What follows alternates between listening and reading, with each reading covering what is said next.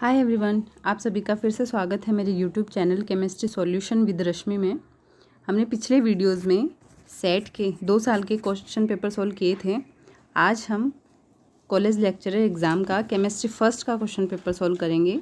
हम इसका थोड़ा पैटर्न डिस्कस कर लेते हैं। कॉलेज लेक्चर एग्ज़ाम में टोटल 3 पेपर होते हैं। फर्स्ट एंड सेकेंड पेपर आपके सब्जेक्ट का होता है, जिसमें कि 150 क्वेश्चन आते हैं 75 मार्क्स के, यानी कि हर एक क्वेश्चन हाफ मार्क्स का होता है। और सेकंड पेपर में भी 150 क्वेश्चन आएंगे 75 मार्क्स के। थर्ड जो पेपर होता है वो जीके का होता है, जिसमें कि 100 क्वेश्चन आते हैं 50 मार्क्स के। उसके अलावा 24 मार्क्स का आपका इंटरव्यू होता है। इस तरीके से टोटल 224 मार्क्स का ये एग्ज़ाम पैटर्न रहता है। लास्ट वैकेंसी की अगर बात करें तो 2014 में कॉलेज लेक्चर की वैकेंसीज आई थी, और जिसका एग्ज़ाम 2016 में हुआ था। और आज हम केमिस्ट्री का फर्स्ट पेपर सॉल्व करेंगे। Let's start. फर्स्ट क्वेश्चन देखिए, पूछा है the correct sequence of first ionization energy. First ionization energy का सीक्वेंस पूछा है, और हमें पता है कि जब हम लेफ़्ट टू राइट मूव करते हैं तो आयनाइजेशन एनर्जी क्या होती है, इंक्रीज़ होती है, क्योंकि साइज डिक्रीज़ होता है, but with exception because of fully filled and half filled electronic configuration. इस तरीके से देखो, ये सीक्वेंस में रहते हैं sodium, magnesium, aluminium, phosphorus and then sulphur. अब यहाँ देखिए, मैग्नीशियम का इलेक्ट्रॉनिक कॉन्फिग्रेशन फुली फिल्ड होता है, तो ये एल्यूमिनियम से पहले आता है। इसी तरीके से फॉस्फोरस जो है वो सल्फ़र के पहले आता है। तो इस तरीके से ये सीक्वेंस हो जाएगा कि फॉस्फोरस, देन सल्फ़र, फिर मैग्नीशियम, एल्यूमिनियम एंड सोडियम। तो 4th नंबर आंसर इसका करेक्ट रहेगा। नेक्स्ट क्वेश्चन देखिए, पूछा है which of the following element है positive value of first electron affinity. किसकी इलेक्ट्रॉन एफिनिटी जो है वो पॉजिटिव आएगी। देखिए, इलेक्ट्रॉन एफिनिटी क्या होता है कि इलेक्ट्रॉन जब जोड़ते हैं तो कुछ ना कुछ एनर्जी उसमें से फ्री होती है, एनर्जी मुक्त होती है। तो एनर्जी मुक्त होती है, इसका मतलब वो नेगेटिव फॉर्म में होगी। अब पॉजिटिव का मतलब है कि इलेक्ट्रॉन को एलिमेंट को एनर्जी देनी पड़ रही है। तो देखिए कि यहाँ बेरिलियम का जो इलेक्ट्रॉनिक कॉन्फिग्रेशन होता है वो 1s2 होता है, यानी कि फुली फिल्ड इलेक्ट्रॉनिक कॉन्फिग्रेशन है। तो इसमें जब इलेक्ट्रॉन को अपन जोड़ेंगे तो अपन को एनर्जी ऊपर से देनी पड़ेगी, इसलिए इसकी जो इलेक्ट्रॉन एफिनिटी होती है वो फर्स्ट इलेक्ट्रॉन एफिनिटी पॉजिटिव आती है। इसका करेक्ट आंसर बेरिलियम रहेगा।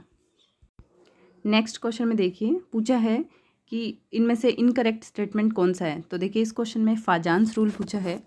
फाजान्स रूल्स में क्या पढ़ते हैं हम कि कोवेलेंट कैरेक्टर कब बढ़ते हैं किसी मॉलिक्यूल में, कि जब धनायन का आकार छोटा होता है, उस पर चार्ज की मात्रा ज़्यादा होती है, ऋणायन का आकार बड़ा होता है और उस पर भी चार्ज की मात्रा ज़्यादा होती है, तो उनमें कोवेलेंट कैरेक्टर की मात्रा बढ़ जाती है।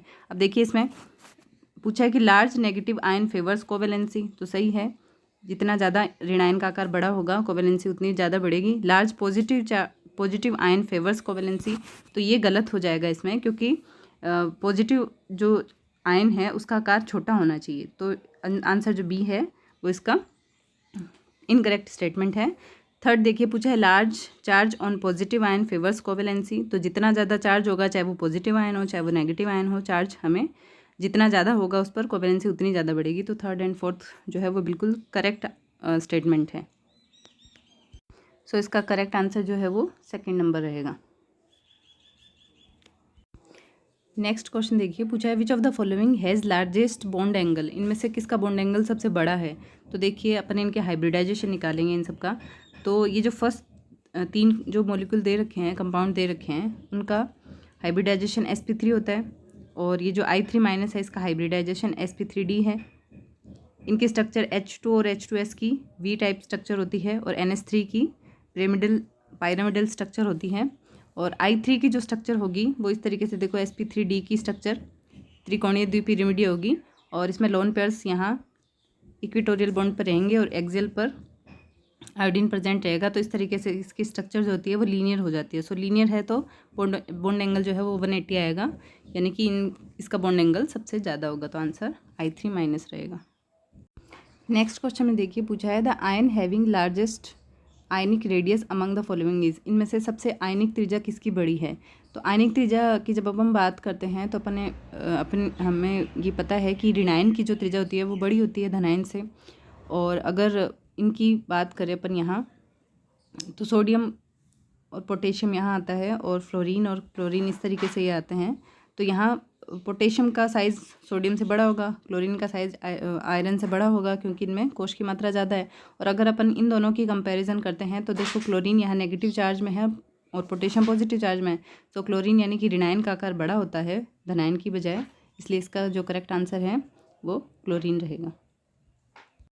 नेक्स्ट क्वेश्चन में देखिए पूछा है कि एलिमेंट्स दे रखे हैं और इनमें से पूछा है कि किसका त्रिधनात्मक आयन की आयनिक त्रिज्या का मान सबसे कम होगा, यानी कि लोवेस्ट वैल्यू पूछी है इनकी रेडियस की। तो देखिए एफ ब्लॉक एलिमेंट्स है और ये इस तरीके से व्यवस्थित रहते हैं कि प्रोमीथियम, फिर सेमेरियम, फिर होल्मियम और उसके बाद में इटरबियम, इस तरीके से आता है। और लेफ़्ट टू राइट जब मूव करते हैं तो आयनिक त्रिज्या कम होती है, घटती है। तो सबसे कम त्रिज्या किसकी होगी? इटरबियम की, इसलिए correct answer first number option रहेगा। नेक्स्ट क्वेश्चन में देखिए करेक्ट ऑर्डर पूछा है डिक्रीजिंग ऑर्डर ऑफ इलेक्ट्रोनेगेटिविटी का first group of periodic table में। तो हमें पता है कि जब हम ऊपर से नीचे की तरफ मूव करते हैं तो जो इलेक्ट्रोनेगेटिविटी होती है वो कम होती है क्योंकि साइज़ बढ़ता है, इसलिए सिंपल सा इसका आंसर हो जाएगा। इस तरीके से याद करते हैं मैंने लीना की रब से फरियाद, तो लिथियम, सोडियम, रुबिडियम और सीजियम।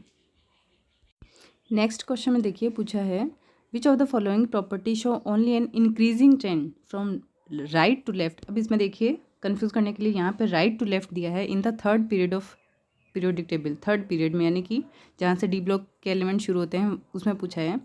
तो देखिए कि अपन जब लेफ्ट टू राइट मूव करते हैं तो फर्स्ट ऑप्शन इलेक्ट्रोनेगेटिविटी क्या होती है? बढ़ती है। आयनाइजेशन एनर्जी भी क्या होती है? लेफ्ट टू राइट में बढ़ती है। लेकिन इसमें पूछा है कि कौन सी प्रॉपर्टी राइट टू लेफ्ट में इंक्रीज हो रही है, और डेंसिटी भी लेफ्ट टू राइट में क्या होती है? बढ़ती है। लेकिन जो एटॉमिक रेडियस होता है वो लेफ्ट टू राइट मूव करने से कम होता है, यानी राइट टू लेफ्ट बढ़ेगा। तो इसका करेक्ट आंसर ये थर्ड नंबर है। नेक्स्ट क्वेश्चन में देखिए हाइब्रिडाइजेशन पूछा है SF4 मॉलिक्यूल का। तो SF4 मॉलिक्यूल का इस तरीके से कैलकुलेट करेंगे कि सल्फर के 6 इलेक्ट्रॉन, फ्लोरीन के 4 इलेक्ट्रॉन अपॉन 2 = 5 आएगा। तो हाइब्रिडाइजेशन sp3d या dsp3 होगा। अब यहाँ देखिए इलेक्ट्रॉनिक कॉन्फ़िगरेशन अगर बात करें सल्फर की तो 2p4 होता है। तो 2p4 में यानी कि इलेक्ट्रॉन p के तीनों कक्षक जो है वो इलेक्ट्रॉन से फिल्ड है, और फ्लोरीन एक वीक लिगेंड है इसलिए वो इलेक्ट्रॉनों को पेयरिंग नहीं करेगा, यानी कि वो आउटर ऑर्बिटल कॉम्प्लेक्स बनाएगा, इसलिए इसका हाइब्रिडाइजेशन sp3d हो जाएगा। नेक्स्ट क्वेश्चन में देखिए पूछा है the molecule shows the paramagnetic behaviour is. Paramagnetic behaviour का मतलब है जिसमें अनपेयर्ड इलेक्ट्रॉन्स होंगे। तो यहाँ देखिए कि जो बोरोन है, बोरोन 2 मॉलिक्यूल है, इसका मतलब 10 इलेक्ट्रॉन होंगे। तो इस तरीके से फिल करेंगे कि 1s2 2s2 फिल रहेगा, p ऑर्बिटल में जब फिल करेंगे तो 1 2 1 2 इस तरीके से। तो 8 इलेक्ट्रॉन तो नीचे 2s2 तक फिल हो जाएंगे, उसके बाद में 9 और 10 इस तरीके से यहाँ फिल होंगे, तो अनपेयर्ड इलेक्ट्रॉन 2 इसमें रहेंगे। करेक्ट आंसर बोरोन होगा। नेक्स्ट क्वेश्चन में देखिए पूछा है which of the following is diamagnetic in nature. Diamagnetic होता है तो उसमें क्या हो गया? सभी इलेक्ट्रॉन पेयर्ड होंगे।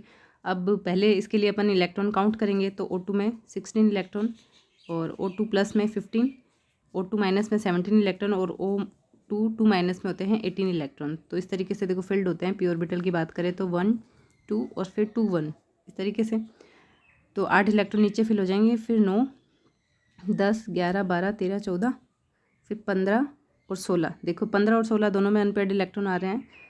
17 में भी अगर अपन यहाँ फिल करेंगे एक अनपेयर्ड इलेक्ट्रॉन रहेगा, और फिर 18 में यानी कि यहाँ पे जाकर सारे इलेक्ट्रॉन पेयर्ड हो जाएंगे। तो इसका करेक्ट आंसर O2 2 माइनस रहेगा।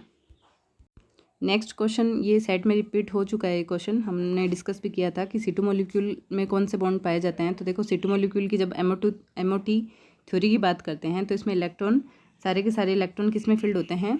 पाई बॉन्डिंग ऑर्बिटल में फिल किए जाते हैं। इस तरीके से इसमें इलेक्ट्रॉन फिल होते हैं। 12 टोटल इलेक्ट्रॉन होते हैं और सारे के सारे इलेक्ट्रॉन पाई बॉन्डिंग ऑर्बिटल्स में फिल होते हैं, इसलिए ये जो बॉन्ड बनाता है वो पाई बॉन्ड बनाता है। और C2 की इस तरीके से 2 बॉन्ड पाए जाते हैं C2 के बीच में, और दोनों के दोनों ही पाई बॉन्ड होते हैं। तो इसका करेक्ट आंसर जो है वो थर्ड नंबर रहेगा। नेक्स्ट क्वेश्चन में देखिए पूछा है select the correct statement. Structure पूछ रखी है मॉलिक्यूल्स की इसमें। O3 is a linear molecule. तो O3 की स्ट्रक्चर किस तरीके से होती है? इसकी स्ट्रक्चर बेंट टाइप से होती है, ये स्ट्रक्चर होती है O3 की। CO2 की स्ट्रक्चर लीनियर होती है इस तरीके से। और CO3 2 माइनस कार्बोनेट आयन की बात करते हैं तो sp2 हाइब्रिडाइजेशन पाया जाता है, और ट्राइगोनल प्लेनर स्ट्रक्चर इसकी होती है। N3 is a linear molecule. तो ये इसका करेक्ट आंसर है। N3 की स्ट्रक्चर इस तरीके से होती है।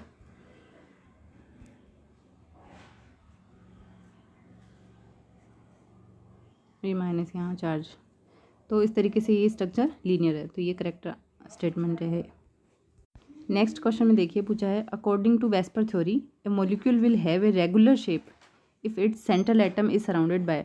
तो वेस्पर थ्योरी के अकॉर्डिंग रेगुलर शेप कब आती है कि जब सभी के सभी इलेक्ट्रॉन्स जो होते हैं वो बॉन्डिंग इलेक्ट्रॉन्स होते हैं, तो स्ट्रक्चर होती है रेगुलर होती है। तो इसका करेक्ट आंसर 4th नंबर होएगा, ओनली बॉन्डिंग इलेक्ट्रॉन्स पेयर। अगर एक भी लोन पेयर आ जाता है तो स्ट्रक्चर जो होती है वो रेगुलर नहीं रहती है। नेक्स्ट क्वेश्चन भी वेस्पर थ्योरी से ही पूछा है। देखो इसमें पूछा है कि इनमें से किसकी रेगुलर शेप नहीं है, तो जिसमें लोन पेयर प्रेजेंट रहेंगी वो रेगुलर शेप नहीं आएगी। तो देखिए इन तीनों में लोन पेयर प्रेजेंट नहीं है, लेकिन H2 में लोन पेयर प्रेजेंट होता है।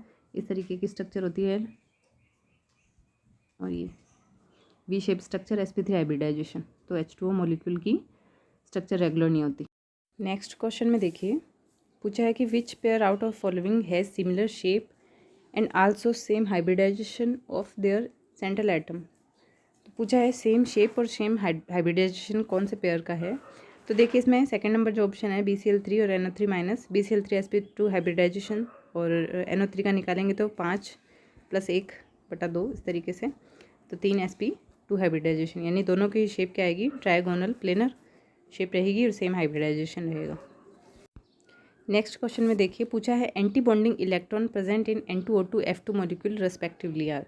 मतलब कि इनमें एंटी बॉन्डिंग इलेक्ट्रॉन्स कितने होते हैं। तो सबसे पहले इलेक्ट्रॉन काउंट करते हैं, तो N2 में 14 इलेक्ट्रॉन, O2 में 16 और F2 में होंगे 18 इलेक्ट्रॉन। अब p ऑर्बिटल में भरेंगे इस तरीके से, तो 1 2 2 1 इस तरीके से इलेक्ट्रॉन भरे जाएंगे। तो यहाँ 9 से भरे जाते हैं इलेक्ट्रॉन p में, तो 9 10 11 12 13 14, यानी ये जो इस तरीके से होता है कि ये बॉन्डिंग होता है, ऊपर वाला एंटी बॉन्डिंग होता है। तो 40 इलेक्ट्रॉन जो है वो नीचे बॉन्डिंग में ही भरेगा, यानी कि एंटी बॉन्डिंग इलेक्ट्रॉन इसमें क्या होंगे 0। और आगे के 15 16 इलेक्ट्रॉन यानी कि 2 इलेक्ट्रॉन एंटी बॉन्डिंग में भरे जा रहे हैं, और अगर 18 इलेक्ट्रॉन फिल करेंगे तो यहाँ 2 इलेक्ट्रॉन इस तरीके से फिल होंगे, तो 4। तो आंसर इसका 1st नंबर ऑप्शन करेक्ट रहेगा। नेक्स्ट क्वेश्चन में देखिए पूछा है इंक्रीजिंग बॉन्ड ऑर्डर इंक्रीजिंग क्रम में हमें सेट करना है। तो देखिए बॉन्ड ऑर्डर निकालने के लिए भी total number of electron upon count करते हैं। NO+ में टोटल इलेक्ट्रॉन 14, फिर NO में 15, O2 में 16 एंड O2+ में टोटल इलेक्ट्रॉन होते हैं 17। और मैंने बताया पहले भी कि अगर 14 इलेक्ट्रॉन्स होते हैं टोटल, तो बॉन्ड ऑर्डर आता है 3, और फिर उसके बाद में इलेक्ट्रॉन जैसे बढ़ते हों चाहे इलेक्ट्रॉन घटते हों, बॉन्ड ऑर्डर क्या होता है, डिक्रीज़ होता है। तो यहाँ आएगा 2.5, यहाँ आएगा 2 और यहाँ आएगा 1.5, इस तरीके से इनका बॉन्ड ऑर्डर रहता है। तो सबसे ज़्यादा बॉन्ड ऑर्डर मतलब किसका आएगा, NO+ का। तो ये आंसर इसका करेक्ट रहेगा NO+, फिर NO। नेक्स्ट क्वेश्चन में देखिए पूछा है which of the following is the strongest base. Strongest base अगर अपन देखते हैं, बेसिसिटी की बात करते हैं, तो लेफ़्ट टू राइट मूव करने पर बेसिसिटी कम होती है क्योंकि एसिडिटी बढ़ती है।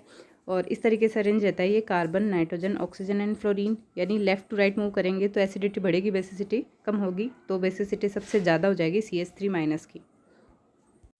नेक्स्ट क्वेश्चन में देखिए पूछा है सेलेक्ट द करेक्ट स्टेटमेंट। इनमें से कौन सा करेक्ट स्टेटमेंट है। तो फर्स्ट देखिए in liquid ammonia ammonium salt act as a base. तो देखो लिक्विड अमोनिया की अगर अपन बात करते हैं तो अमोनिया इस तरीके से इस फॉर्म में रहता है कि NH4+ एंड NH2-। अब ये जो प्लस वाला आयन होता है वो एसिडिटी को बढ़ाता है, NH2- जो है वो बेसिसिटी को बढ़ाएगा। तो यहाँ पे देखिए पूछा है कि ammonium salt act as a base, तो NH4+ यानी अमोनियम सॉल्ट जो है वो बेस की तरह नहीं एसिड की तरह बिहेव करता है। सेकंड में देखिए in liquid ammonia NaNH2 act as a, तो NaNH2 जो Na+ और NH2- फॉर्म में रहेगा। तो NH2- यहाँ देखिए NH2- आयन बढ़ रहा है, तो ये इसकी बेसिसिटी को बढ़ाएगा ना कि इसकी एसिडिटी को। थर्ड में देखिए in liquid N2O4 nitrate act as a acid, तो लिक्विड N2O4 में आयन जो है वो इस तरीके से रहते हैं NO+ और NO3- इस फॉर्म में रहते हैं। तो NO+ जो है वो एसिडिटी को बढ़ाएगा, NO3- बेसिसिटी को बढ़ाएगा। तो इसमें पूछा है कि नाइट्रेट्स एक्ट एज एसिड, तो नाइट्रेट आयन जो है वो इसमें बेसिसिटी को बढ़ाता है। फोर्थ ऑप्शन देखिए in H2SO4 acetic acid behave as a base. तो H2SO4 जो होता है वो एक स्ट्रॉन्ग एसिड रहेगा, और इसके साथ में एसिटिक एसिड जो है वो वीक एसिड है, इसलिए वो एक बेस की तरह बिहेव करेगा, इसलिए इसका करेक्ट आंसर 4th नंबर आएगा। नेक्स्ट क्वेश्चन में पूछा है select the pair of soft base. Soft bases इसमें से कौन से हैं, तो H- और Cl- दोनों ही सॉफ्ट बेस होते हैं। नेक्स्ट क्वेश्चन में देखिए पूछा है with which of the following Ag+ forms more stable complexes. Ag+ strong complex किसके साथ बनाएगा, तो देखो अपन डिस्कस कर चुके हैं कि जो सॉफ्ट बेस होता है, सॉफ्ट एसिड होता है, वो सॉफ्ट बेस के साथ, और हार्ड एसिड हार्ड बेस के साथ में स्टेबल कॉम्प्लेक्स बनाता है। तो Ag+ जो है वो एक सॉफ्ट एसिड है, सो Cn- एक सॉफ्ट बेस है, इसलिए इसके साथ ये स्ट्रॉन्गेस्ट या स्टेबल कॉम्प्लेक्स का फॉर्मेशन करेगा। नेक्स्ट क्वेश्चन में देखिए पूछा है which of the following is most acidic in nature. तो एसिडिटी की जब अब बात करते हैं तो ऊपर से जब नीचे की तरफ मूव करते हैं तो एसिडिटी बढ़ती है। तो HFCl BrI की बात करते हैं तो HI की एसिडिटी सबसे ज़्यादा होती है। तो यहाँ पर HI नहीं है ऑप्शन में, HBr की एसिडिटी सबसे ज़्यादा होगी। नेक्स्ट क्वेश्चन देखिए पूछा है which of the following is a Lewis acid. Lewis acid पूछा है तो सल्फर डाइऑक्साइड है, सल्फर ट्राइऑक्साइड है, कार्बन मोनोऑक्साइड, कार्बन डाइऑक्साइड। तो लुईस बेस क्या होता है, जो कि अपने इलेक्ट्रॉन पेयर इजीली दे दे। तो यहाँ पे देखिए कार्बन मोनोऑक्साइड जो होगा वो अपने इलेक्ट्रॉन इजीली डोनेट करेगा, इसलिए ये स्ट्रॉन्ग मतलब एक लुईस बेस की तरह रिएक्ट करेगा।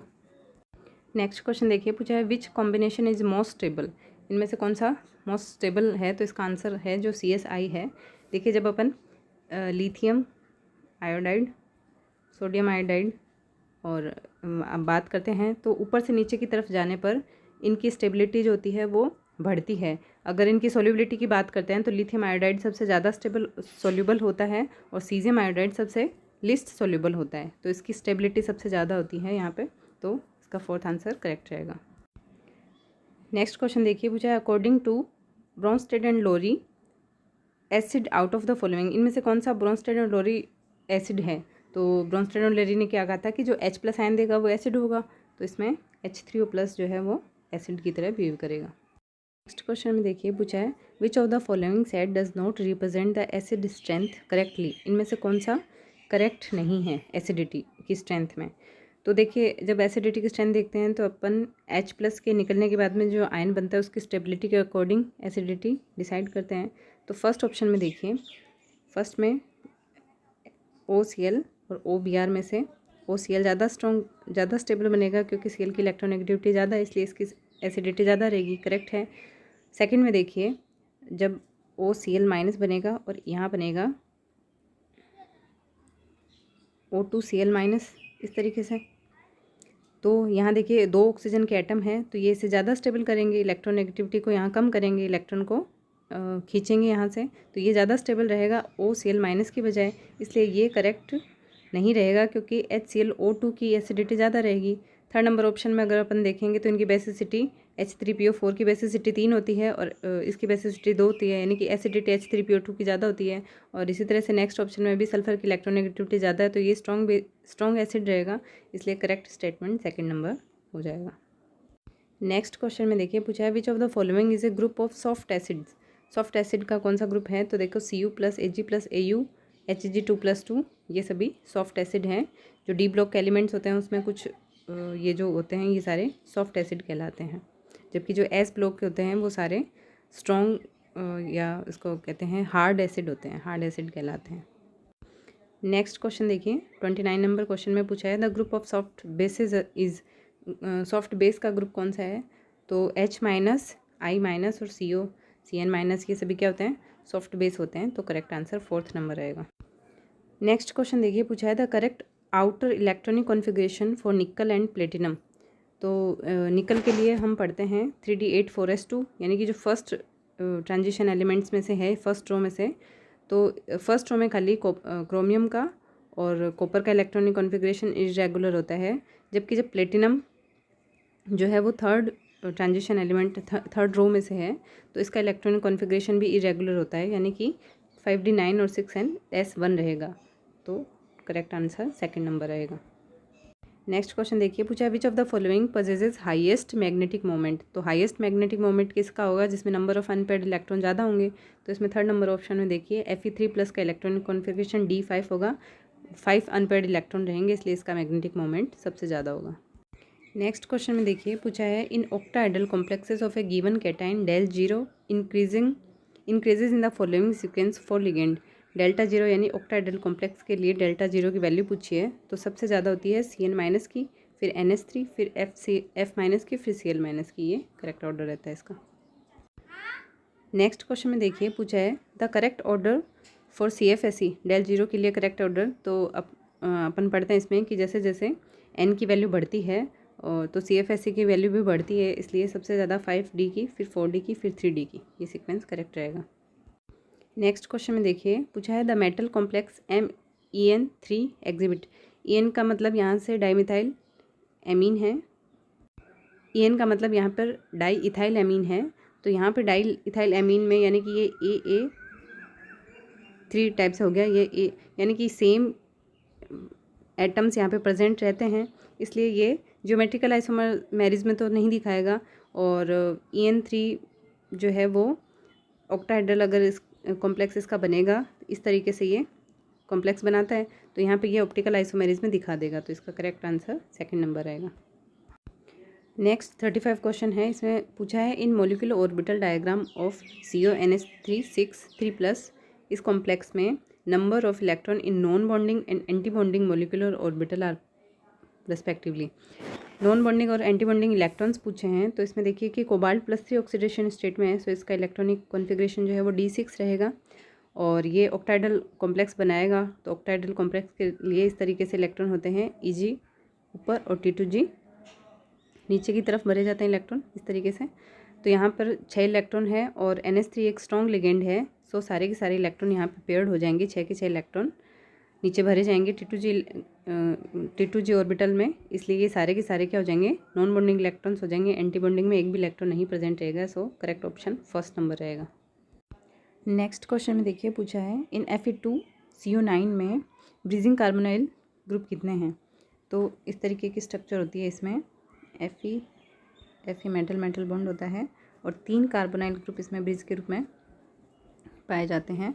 बाकी हर एक आयरन पे 3 कार्बोनाइल ग्रुप जुड़े रहते हैं, तो इसमें ब्रिजिंग कार्बोनाइल की संख्या 3 होती है। नेक्स्ट क्वेश्चन में देखिए the IUPAC name of this complex का IUPAC नेम पूछा है इसमें।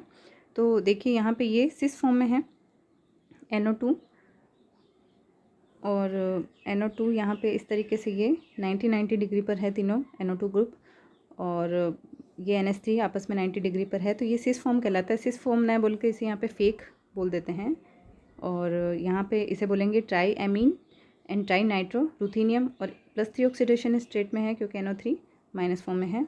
तो इस तरीके से इसका करेक्ट जो आंसर हो जाएगा वो हो जाएगा first number, fac tri amine tri nitro ruthenium third. Next question में देखिए पूछा है identify the colour of the complex A and B। Colour पूछा है CO+2 का और COCl4-2 का कलर पूछा है। तो CO+2 जो है वो पिंक कलर का होता है। इनके कलर इस तरह से देखो, मैग्नीज +2 का भी पिंक कलर होता है, CO+2 का भी पिंक कलर होता है और ये जब क्लोरीन के साथ कॉम्प्लेक्स बनाएंगे तो ये ब्लू कलर का हो जाता है। तो इसका करेक्ट आंसर फोर्थ नंबर आएगा। नेक्स्ट क्वेश्चन देखिए तो पूछा है the set of elements having 5 electrons in their outer d orbital is. कौन से एलिमेंट्स में आउटर d इलेक्ट्रॉन में 5 इलेक्ट्रॉन प्रेजेंट हैं। तो यहाँ देखिए कि जो RPSC ने इसका आंसर जो है वो थर्ड नंबर ऑप्शन करेक्ट माना है, क्रोमियम मैग्नीज एंड मोलिब्डेनम। लेकिन फर्स्ट नंबर जो ऑप्शन है वो मुझे करेक्ट लगता है क्योंकि टेक्नीशियम में भी इलेक्ट्रॉनिक D5 इलेक्ट्रॉनिक कॉन्फ़िगरेशन पाया जाता है। तो RPSC ने इसका आंसर जो है वो थर्ड मान रखा है। नेक्स्ट क्वेश्चन देखिए पूछा है which of the following is A set of coloured ion. तो D कॉम्प्लेक्स में कलर के लिए जो रेस्पॉन्सिबल होते हैं वो अनपेयर्ड इलेक्ट्रॉन्स होते हैं। तो जिसमें अनपेयर्ड इलेक्ट्रॉन अब्सेंट होते हैं वो कलर शो नहीं करता है। तो इसमें देखिए सेकंड नंबर जो ऑप्शन होगा वो कलर्ड होगा। इसमें यहाँ D2 इलेक्ट्रॉनिक वेनेडियम का D3 D5 एंड D7 इन तीनों का इलेक्ट्रॉनिक कॉन्फ़िगरेशन रहेगा, अनपेयर्ड इलेक्ट्रॉन प्रेजेंट रहेंगे।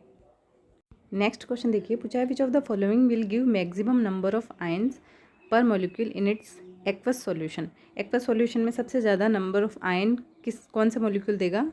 तो यहाँ देखिए नंबर ऑफ आयन इसमें कितने होंगे, बाहर वाले 2 क्लोरीन और 1 के कॉम्प्लेक्स, तो 3 आयन, यहाँ पे 4 आयन, यहाँ होंगे 2 आयन। लेकिन पोटास एलम जो होता है वो एक, यहाँ पोटास एलम फिटकरी जो है वो कोऑर्डिनेशन कंपाउंड नहीं है, इसलिए इसमें इसका फॉर्मूला कुछ इस तरीके से रहता है K2SO4 Al2SO4 का होल थ्राइस 24H2। तो यहाँ पर आयंस की संख्या सबसे ज़्यादा होगी, इसलिए इसकी कंडक्टिविटी भी सबसे ज़्यादा होगी, तो इसका आंसर रहे 4th नंबर करेक्ट रहेगा। नेक्स्ट क्वेश्चन में पूछा है oxidation number of platinum in these complexes. Oxidation number निकालेंगे तो यहाँ पर -3 + 1 यानी कि +2 ऑक्सीडेशन स्टेट रहेगी, और यहाँ पे भी +2 एंड -4 इस तरीके से रहेगी। तो टोटल जो है +2 ऑक्सीडेशन, यानी दोनों की +2 ऑक्सीडेशन स्टेट रहती है, तो प्लस ये 4th नंबर जो आंसर है करेक्ट रहेगा। नेक्स्ट क्वेश्चन देखिए, पूछा है द कॉम्प्लेक्स आयन और molecule having square planar shape is. Square planar shape पूछी है, तो स्क्वायर प्लेनर जो शेप होगी वो DsP2 हाइब्रिडाइजेशन जिसका होगा उसकी स्क्वायर प्लेनर शेप होगी, क्योंकि sp3 हाइब्रिडाइजेशन में टेट्राहेड्रल शेप आ जाती है। तो यहाँ देखिए क्लोरीन एक वीक लिगेंड है, तो sp3 हाइब्रिडाइजेशन होगा इसका। और लेकिन सेकंड और थर्ड ऑप्शन देखिए कि इसमें दोनों में ही क्या है, स्ट्रॉन्ग लिगेंड है, इसलिए दोनों का ही हाइब्रिडाइजेशन DsP2 होना चाहिए। लेकिन FeCO4 यहाँ पर एक एक्सेप्शन मानिए आप इसे, कि इसका हाइब्रिडाइजेशन sp3 होता है और इसकी स्ट्रक्चर जो होती है वो टेट्राहेड्रल होती है। तो इसका correct answer NiCN4 2- correct answer रहेगा। शेप होती है इसकी स्क्वायर प्लेनर, हाइब्रिडाइजेशन होता है DsP2। नेक्स्ट क्वेश्चन देखिए, पूछा है number of methyl groups present in a molecule of 2 to 7 tri methyl oct 6 4 in 3 all are. देखिए इसकी स्ट्रक्चर, देखिए इस मॉलिक्यूल की शेप कुछ इस तरीके से रहेगी। 2 to 7 यानी 2 पे 2 मिथाइल कार्बन, 7 नंबर पर 1 मिथाइल कार्बन, और ऑक्ट 6 इन 4 इन 3 ऑल, इस तरीके की कुछ इसकी स्ट्रक्चर रहेगी। अब इसमें पूछा है कि total number of methyl molecule, तो देखिए 1 2 3 4 एंड 5, तो 5 इसमें मिथाइल ग्रुप है, तो उसका करेक्ट आंसर 3rd नंबर रहेगा। नेक्स्ट क्वेश्चन देखिए, IUPAC नेम पूछा है कॉम्प्लेक्स का, तो इस कार्बन पर 4 एल्काइल ग्रुप जुड़े हुए हैं। तो इस तरीके से मैं इसको लिख सकती हूँ कि यहाँ पर ये मैं 4 हटा के, और यहाँ इस तरीके से, और और इसी तरीके से एक सीरीज़ ऊपर जुड़ी हुई है। तो जब इसका IUPAC नोमेनक्लेचर करेंगे तो लॉन्गेस्ट कार्बन श्रृंखला का चयन करेंगे, तो टोटल इसमें 7 कार्बन हो गए, तो ये हेप्टेन कार्बन श्रृंखला है। और इसके 1 2 3 4 नंबर कार्बन पर 2 प्रोपाइल ग्रुप जुड़े हुए हैं, तो इसका करेक्ट आंसर रहेगा 4 di n propyl heptane. Next question में देखिए, पूछा है the group showing electron releasing inductive effect are. -I effect पूछा है, इलेक्ट्रॉन रिलीजिंग +I इफेक्ट पूछा है इसमें से, कि +I इफेक्ट किसका होता है। तो +I इफेक्ट एल्काइल ग्रुप का CH3 CCH3 मतलब कि इसमें दोनों जो एल्काइल ग्रुप है उसका +I इफेक्ट शो होगा। नेक्स्ट क्वेश्चन पूछा है what is not correct about electromeric effect out of the following. Electromeric effect के बारे में इनमें से कौन सा सही स्टेटमेंट नहीं है। तो देखिए फर्स्ट बोला है कि presence of multiple bond is essential, तो हाँ मल्टीपल बॉन्ड की ज़रूरत होती है। Outer attacking reagent is required, हाँ अटैकिंग रिएजेंट जब आएगा तभी ये इफेक्ट शो होता है। It is a permanent effect, तो ये क्वेश्चन जो ये स्टेटमेंट जो है वो गलत है। परमानेंट इफेक्ट नहीं होता है, जब इसमें अटैकिंग रिएजेंट इसके पास आता है ये सिर्फ तभी इफेक्ट शो होता है, अदरवाइज नहीं। तो ये एक टेम्परेरी इफेक्ट कहलाता है। Pi electron pair is shifted to other atom, तो ये भी बिल्कुल करेक्ट स्टेटमेंट है। नेक्स्ट क्वेश्चन में देखिए, पूछा है most strong acid out of the following is. इनमें से मोस्ट स्ट्रॉन्ग एसिड कौन सा है। तो देखिए ऑर्थोनाइट्रोबेंजोइक एसिड जो है वो सबसे मोस्ट स्ट्रॉन्ग एसिड रहेगा, ऑर्थोनाइट्रोबेंजोइक एसिड। तो यहाँ से जब हाइड्रोजन निकलेगा तो NO2 ग्रुप जो है वो इस नेगेटिव चार्ज को स्टेबल करेगा। और यहाँ देखो पैरानाइट्रोबेंजोइक एसिड भी दे रखा है, लेकिन पैरा पे इसका +R इफेक्ट तो दोनों जगह सेम रहेगा, तो -I कंसिडर करेंगे। तो -I जो होता है वो ऑर्थो पोजीशन पर स्ट्रॉन्गेस्टली काम करता है, मतलब ज़्यादा काम करेगा यहाँ ऑर्थो पोजीशन पर, इसलिए ऑर्थो वाला प्रोडक्ट जो है वो स्टेबल रहेगा। नेक्स्ट क्वेश्चन में पूछा है the group showing positive mesomeric effect is. तो +M इफेक्ट पूछा है इसमें, +M इफेक्ट। तो यहाँ देखिए OH ग्रुप जो होता है वो +M इफेक्ट शो करता है। यहाँ ऑक्सीजन पे लोन पेयर होंगे जो यहाँ डोनेट करेगा, इसलिए ये करेक्ट आंसर रहेगा। बाकी सभी में डबल बॉन्ड O ग्रुप है तो वो इलेक्ट्रॉन को खींचेगा, इलेक्ट्रॉन डोनेट नहीं करेगा। नेक्स्ट क्वेश्चन में देखिए पूछा है what is not true for hyper conjugation. Hyper conjugation के लिए इनमें से क्या सही नहीं है। It is also known as no bond resonance, तो हाँ इसे नो बॉन्ड रेजोनेंस कहते हैं। It involves overlapping of sigma orbital and a pi orbital, हाँ तो सिग्मा और पाई दोनों उसमें बॉन्ड काम में आते हैं हाइपर कॉन्जुगेशन में। It gives stability to the molecule, stable करता है hyper conjugation. It is a pseudo type of effect, तो नहीं स्यूडो टाइप इफेक्ट नहीं है ये, तो ये इसका करेक्ट आंसर रहेगा। ये स्टेटमेंट जो है वो इनकरेक्ट है। नेक्स्ट क्वेश्चन में देखिए पूछा है the nucleophile out of the following is, कौन सा एक न्यूक्लियोफाइल की तरह रिएक्ट करता है। तो ROH ग्रुप अपन करते हैं OH, इसमें ROHO का जो इलेक्ट्रॉन होते हैं वो एक न्यूक्लियोफाइल की तरह बिहेव करते हैं। नेक्स्ट क्वेश्चन में पूछा है which of the following has highest boiling point, सबसे ज़्यादा बॉइलिंग पॉइंट किसका है। तो यहाँ देखिए एल्कोहल दे रखा है, N butyl alcohol, N pentane alkyl group है, एल्काइल ग्रुप का बॉइलिंग पॉइंट कम होता है। ईथर है, एल्डिहाइड है। एल्कोहल का बॉइलिंग पॉइंट जो होता है वो ज़्यादा होता है क्योंकि उसमें हाइड्रोजन बॉन्डिंग पाई जाती है, इसलिए correct answer N butyl alcohol रहेगा। नेक्स्ट क्वेश्चन में देखिए पूछा है which compound has lowest boiling point, तो बॉइलिंग पॉइंट किसका कम है। तो ऑर्थोक्रिसोल में देखिए किस तरीके की स्ट्रक्चर होती है जिसमें कि इंट्रा मोलिकुलर हाइड्रोजन बॉन्डिंग पाई जाती है। तो इसमें ये इंट्रामोलिकुलर हाइड्रोजन बॉन्डिंग की वजह से ये दूसरे मोलिक्यूल से बॉन्डिंग नहीं करेगा और इसका बॉइलिंग पॉइंट सबसे कम हो जाएगा, तो आंसर फर्स्ट नंबर रहेगा। नेक्स्ट क्वेश्चन में पूछा है the ratio of carbon atom in naphthalene, anthracene and diphenyl molecule. तो देखिए कुछ इस तरीके की स्ट्रक्चर होगी नेफ्थलीन की, ये एंथ्रासीन की और ये डाइफिनाइल की, इस तरीके से। तो नंबर ऑफ़ कार्बन एटम इसमें 10, इसमें 14 और इसमें 12 इस तरीके से रहेंगे, तो रेशियो जाएगा 5, 7 एंड 6 का, तो सेकंड नंबर आंसर करेक्ट रहेगा। नेक्स्ट क्वेश्चन में देखिए पूछा है which of the following compound is not aromatic according to Huckel 4n+2 rule, इनमें से कौन सा एरोमेटिक नहीं है। तो देखिए साइक्लोहेप्टा टेट्राइन, साइक्लोहेप्टा ट्राइन है, तो कुछ इस तरीके की स्ट्रक्चर इसकी होती है, ये ट्राइन, तो यहाँ यहाँ और यहाँ इस तरीके से बॉन्ड रहेगा। तो ये जो कार्बन है वो sp3 हाइब्रिडाइज रहेगा, सो ये एक नॉन बॉन्डिंग कंपाउंड है, करेक्ट आंसर ये हो जाएगा। नेक्स्ट क्वेश्चन में पूछा है the most stable कार्बेनाइन among the following is, तो कार्बेनाइन पूछा है तो हमें पता है कि कार्बन नेगेटिव चार्ज है, तो यहाँ पे जितने ज़्यादा इलेक्ट्रॉन विड्रॉइंग ग्रुप जुड़े रहेंगे इसकी स्टेबिलिटी उतनी ज़्यादा बढ़ेगी, तो यहाँ पे CBr3- इज ए स्ट्रॉन्गेस्ट या स्टेबल कार्बेनाइन। नेक्स्ट क्वेश्चन में देखिए पूछा है which of the following bonds possesses highest value of bond energy, तो बॉन्ड एनर्जी हाईएस्ट CF की रहेगी क्योंकि फ्लोरीन की इलेक्ट्रोनेगेटिविटी सबसे ज़्यादा, आकार छोटा है इसलिए बॉन्ड ये स्ट्रॉन्ग रहेगा, तोड़ने में ज़्यादा एनर्जी देनी पड़ेगी। नेक्स्ट क्वेश्चन में पूछा है which of the following possesses highest value of KB in aqueous medium, तो KB का मान यानी कि बेसिसिटी की वैल्यू पूछिए, बेसिसिटी सबसे किसकी ज़्यादा है। तो एमीन का सीक्वेंस अपन पढ़ते हैं 213, तो यानी कि 2 डिग्री जो है या 2 डिग्री एमीन जो है वो सबसे स्ट्रॉन्गेस्ट बेस होगा। 59th क्वेश्चन में देखिए पूछा है following compound exhibits intramolecular hydrogen bonding, किस में इंट्रामोलिकुलर हाइड्रोजन बॉन्डिंग होती है। तो देखो क्लोरल हाइड्रेट की स्ट्रक्चर कुछ इस तरीके से होती है, यहाँ पे OH ग्रुप होते हैं, यहाँ एक हाइड्रोजन और इस कार्बन से 3 Cl ग्रुप जुड़े रहते हैं, तो यहाँ पर इसमें इंट्रामोलिकुलर हाइड्रोजन बॉन्डिंग इस तरीके से पाई जाती है, तो करेक्ट आंसर क्लोरल हाइड्रेट रहेगा। और वहीं क्लोरल की जो स्ट्रक्चर होती है वो इस तरीके से होती है कि C++O, इस पे H और यहाँ पे Cl, सॉरी कार्बन से और 3 Cl ग्रुप जुड़े रहते हैं, क्लोरल के structure, but correct answer third number रहेगा। नेक्स्ट क्वेश्चन में देखिए पूछा है incorrect statement regarding Stobbe condensation, Stobbe condensation के रिगार्डिंग कौन सा इनकरेक्ट स्टेटमेंट है।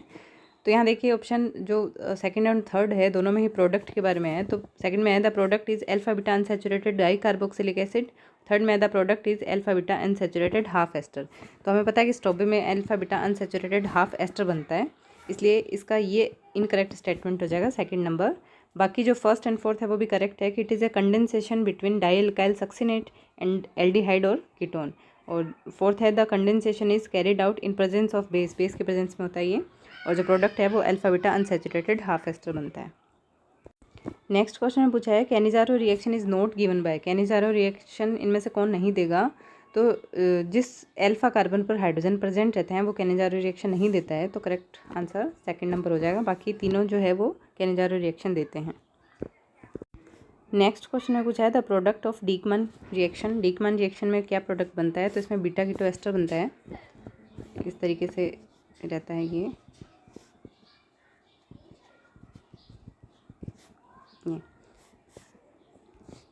नेक्स्ट क्वेश्चन में पूछा है Wittig reaction is used for the preparation of, तो विटिक रिएक्शन में एल्कीन का फॉर्मेशन होता है। नेक्स्ट रिएक्शन में पूछा है द मेन प्रोडक्ट ऑफ रीफॉर्मेट्स की रिएक्शन, तो रीफॉर्मेट्स की जो रिएक्शन होती है उसमें बीटा हाइड्रोक्सी एस्टर का फॉर्मेशन होता है। देखिए सिंपल से क्वेश्चन पूछ रखे हैं, नेम रिएक्शंस पूछी है, सीधे सीधे या तो प्रोडक्ट पूछते हैं या फिर इनमें रिएजेंट पूछे जाते हैं, तो डायरेक्ट क्वेश्चन आता है नेम रिएक्शन से। नेक्स्ट क्वेश्चन में देखिए पूछा है the following reaction is known as, इसमें देखिए कार्बोक्सिलिक एसिड, हाइड्रोजोइक एसिड और सल्फ्यूरिक एसिड मिलकर के और एमीन का फॉर्मेशन करते हैं, तो ये स्मिट रिएक्शन कहलाती है। तीनों एसिड मिलकर एमीन फॉर्मेशन होता है, स्मिट रिएक्शन।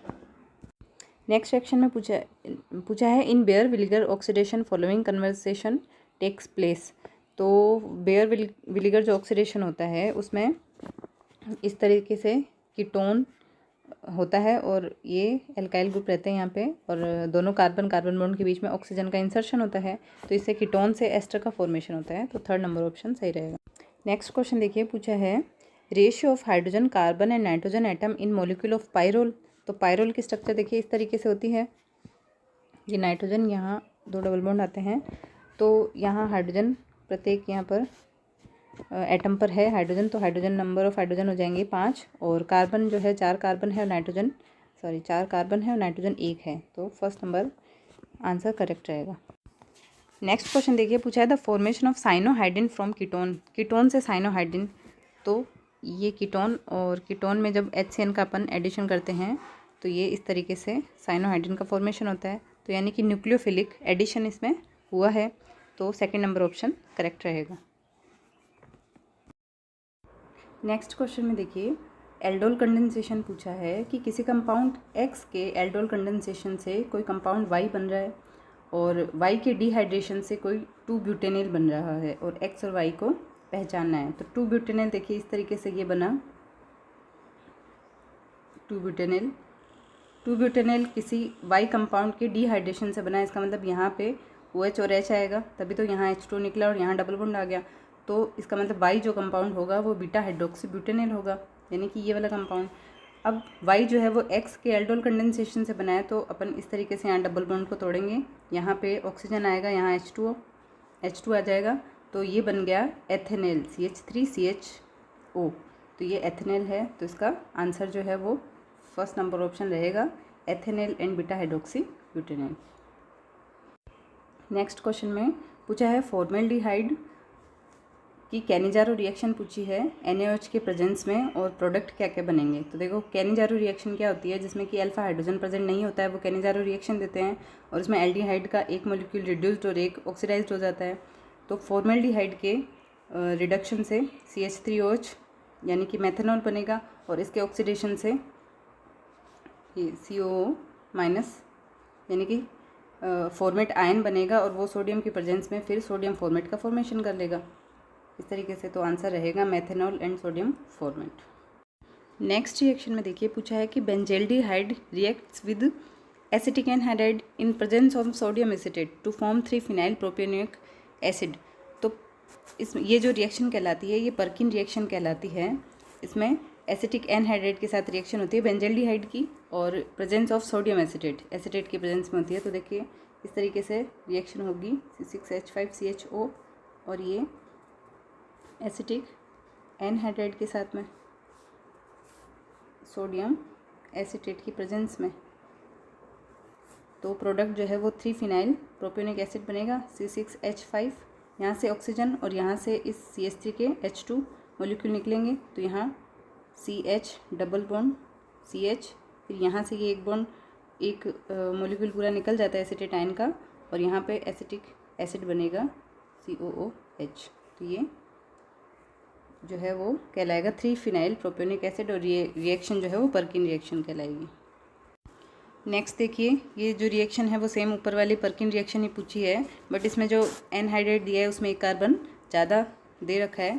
तो हमें पता है कि जो अल्फ़ा कार्बन होता है, अल्फ़ा कार्बन उसी के हाइड्रोजन और H2 के रूप में निकलते हैं। तो इससे जो प्रोडक्ट बनेगा वो यहाँ से ये ऑक्सीजन और इस वाले कार्बन से H2 मॉलिक्यूल निकलेंगे और तो ये बन जाएगा अल्फ़ा मिथाइल सिनेमिक एसिड। इस तरीके से C6H5 CH double bond C और यहाँ से ये मिथाइल ग्रुप जुड़ेगा और ये C double bond OH।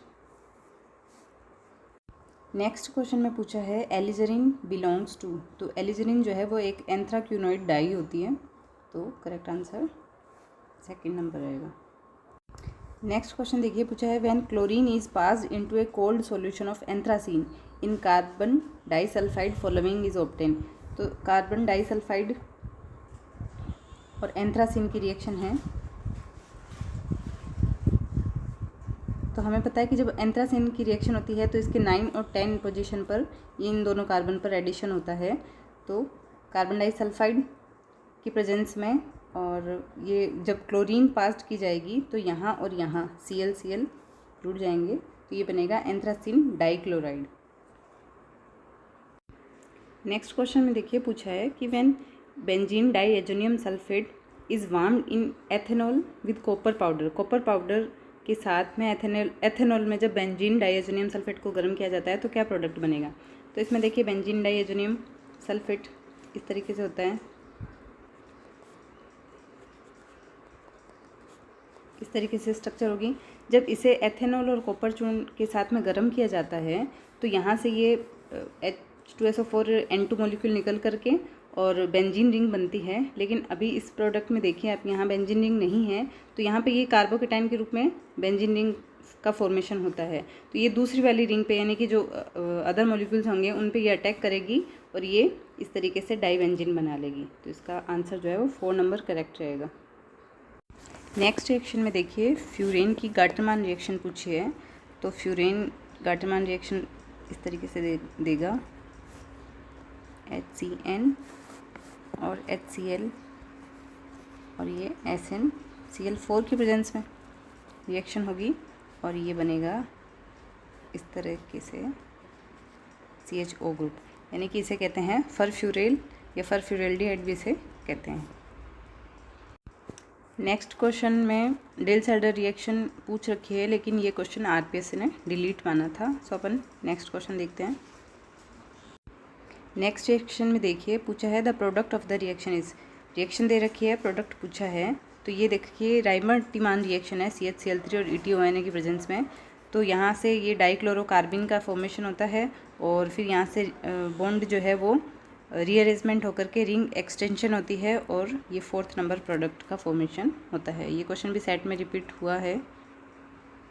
Next question में देखिए, पूछा है when mixture of acetylene and hydrogen cyanide is pass through a red hot tube the product is. तो जब रेड हॉट ट्यूब से इसे प्रोवाइड किया जाता है एसिटिलीन के 2 मॉलिक्यूल और HCN, तो ये इस तरीके से पिरिडीन का फॉर्मेशन कर लेती है। तो ये आंसर पिरिडीन रहेगा। नेक्स्ट क्वेश्चन में देखिए, पूछा है which of the following possesses lowest value of pKa among the following. तो देखो pKa की लोवेस्ट वैल्यू पूछी है, तो अपन ऐसे देखते हैं कि Ka ज़्यादा तो एसिडिटी ज़्यादा, एसिडिटी Ka ज़्यादा होने से होती है, तो pKa क्या हो जाएगा, उसका अपोजिट होता है। तो pKa कम तो एसिडिटी ज़्यादा, यानी कि इनमें से सबसे ज़्यादा एसिडिटी किसकी है, या फिर अपन कहें कि बेसिसिटी सबसे कम किसकी है, वो पूछा है इसमें। तो ये क्वेश्चन पे अपन सेट में डिस्कस कर चुके हैं इसमें। तो सबसे कम जो बेसिसिटी होती है वो पायरोल की होती है। इसका रीज़न वही है कि 5 मेंबर रिंग है और इसके जो लोन पेयर होते हैं वो रिंग में डीलोकलाइज रहते हैं, इसकी वजह से अवेलेबल नहीं हो पाते हैं, इसी वजह से बेसिसिटी कम हो जाती है। तो आंसर इसका पायरोल रहेगा। नेक्स्ट क्वेश्चन में पूछा है oxindole is almost completely represent by the following structure. तो ये देखो 4 स्ट्रक्चर ये दे रखी है। तो ऑक्सीइंडोल की जो स्ट्रक्चर होती है वो ये होती है, डबल बॉन्ड वो आएगा नाइट्रोजन के एडजेसेंट कार्बन पर। नेक्स्ट क्वेश्चन में देखिए पूछा है pyridine when heated with excess of soda amide in toluene solution. तो pyridine की रिएक्शन करवानी है हमें एक्सेस ऑफ सोडामाइड की प्रेजेंस में, और इस तरीके से रिएक्शन होती है। ये देखिए, ये 6 मेंबर्ड रिंग pyridine और ये सोडामाइड, ये टोलुइन के प्रेजेंस में रिएक्शन होती है। तो ये इस तरीके से यहाँ एमीन ग्रुप और 6 नंबर पर एमीन ग्रुप इस तरीके से ऐड हो जाता है। तो ये प्रोडक्ट बनेगा 2,6-डाईएमिनोपिरिडीन। 4th नंबर आंसर इसका करेक्ट रहेगा। इसमें एक्सेस ऑफ सोडामाइड लिया है। अगर सोडामाइड का एक मॉलिक्यूल लेते तो एक NH2 मॉलिक्यूल का एडिशन होता। यहाँ पे लिखा है एक्सेस ऑफ सोडामाइड, सो यहाँ पे 2 और 6 दोनों पोजीशन पर NH2 का एडिशन हो जाएगा। नेक्स्ट क्वेश्चन में देखिए पूछा है the Friedel craft reaction of benzyl chloride gives. तो बेंजाइल क्लोराइड की फ्रीडल क्राफ्ट रिएक्शन होगी और इसके 2 मॉलिक्यूल मिल करके और इस तरीके से रिएक्शन करते हैं CH2Cl और यहाँ ये CH2Cl। तो यहाँ से ये HCl निकलेगा, यहाँ से HCl निकलेगा और एंथ्रासीन का फॉर्मेशन होगा। तो 3rd नंबर आंसर करेक्ट रहेगा।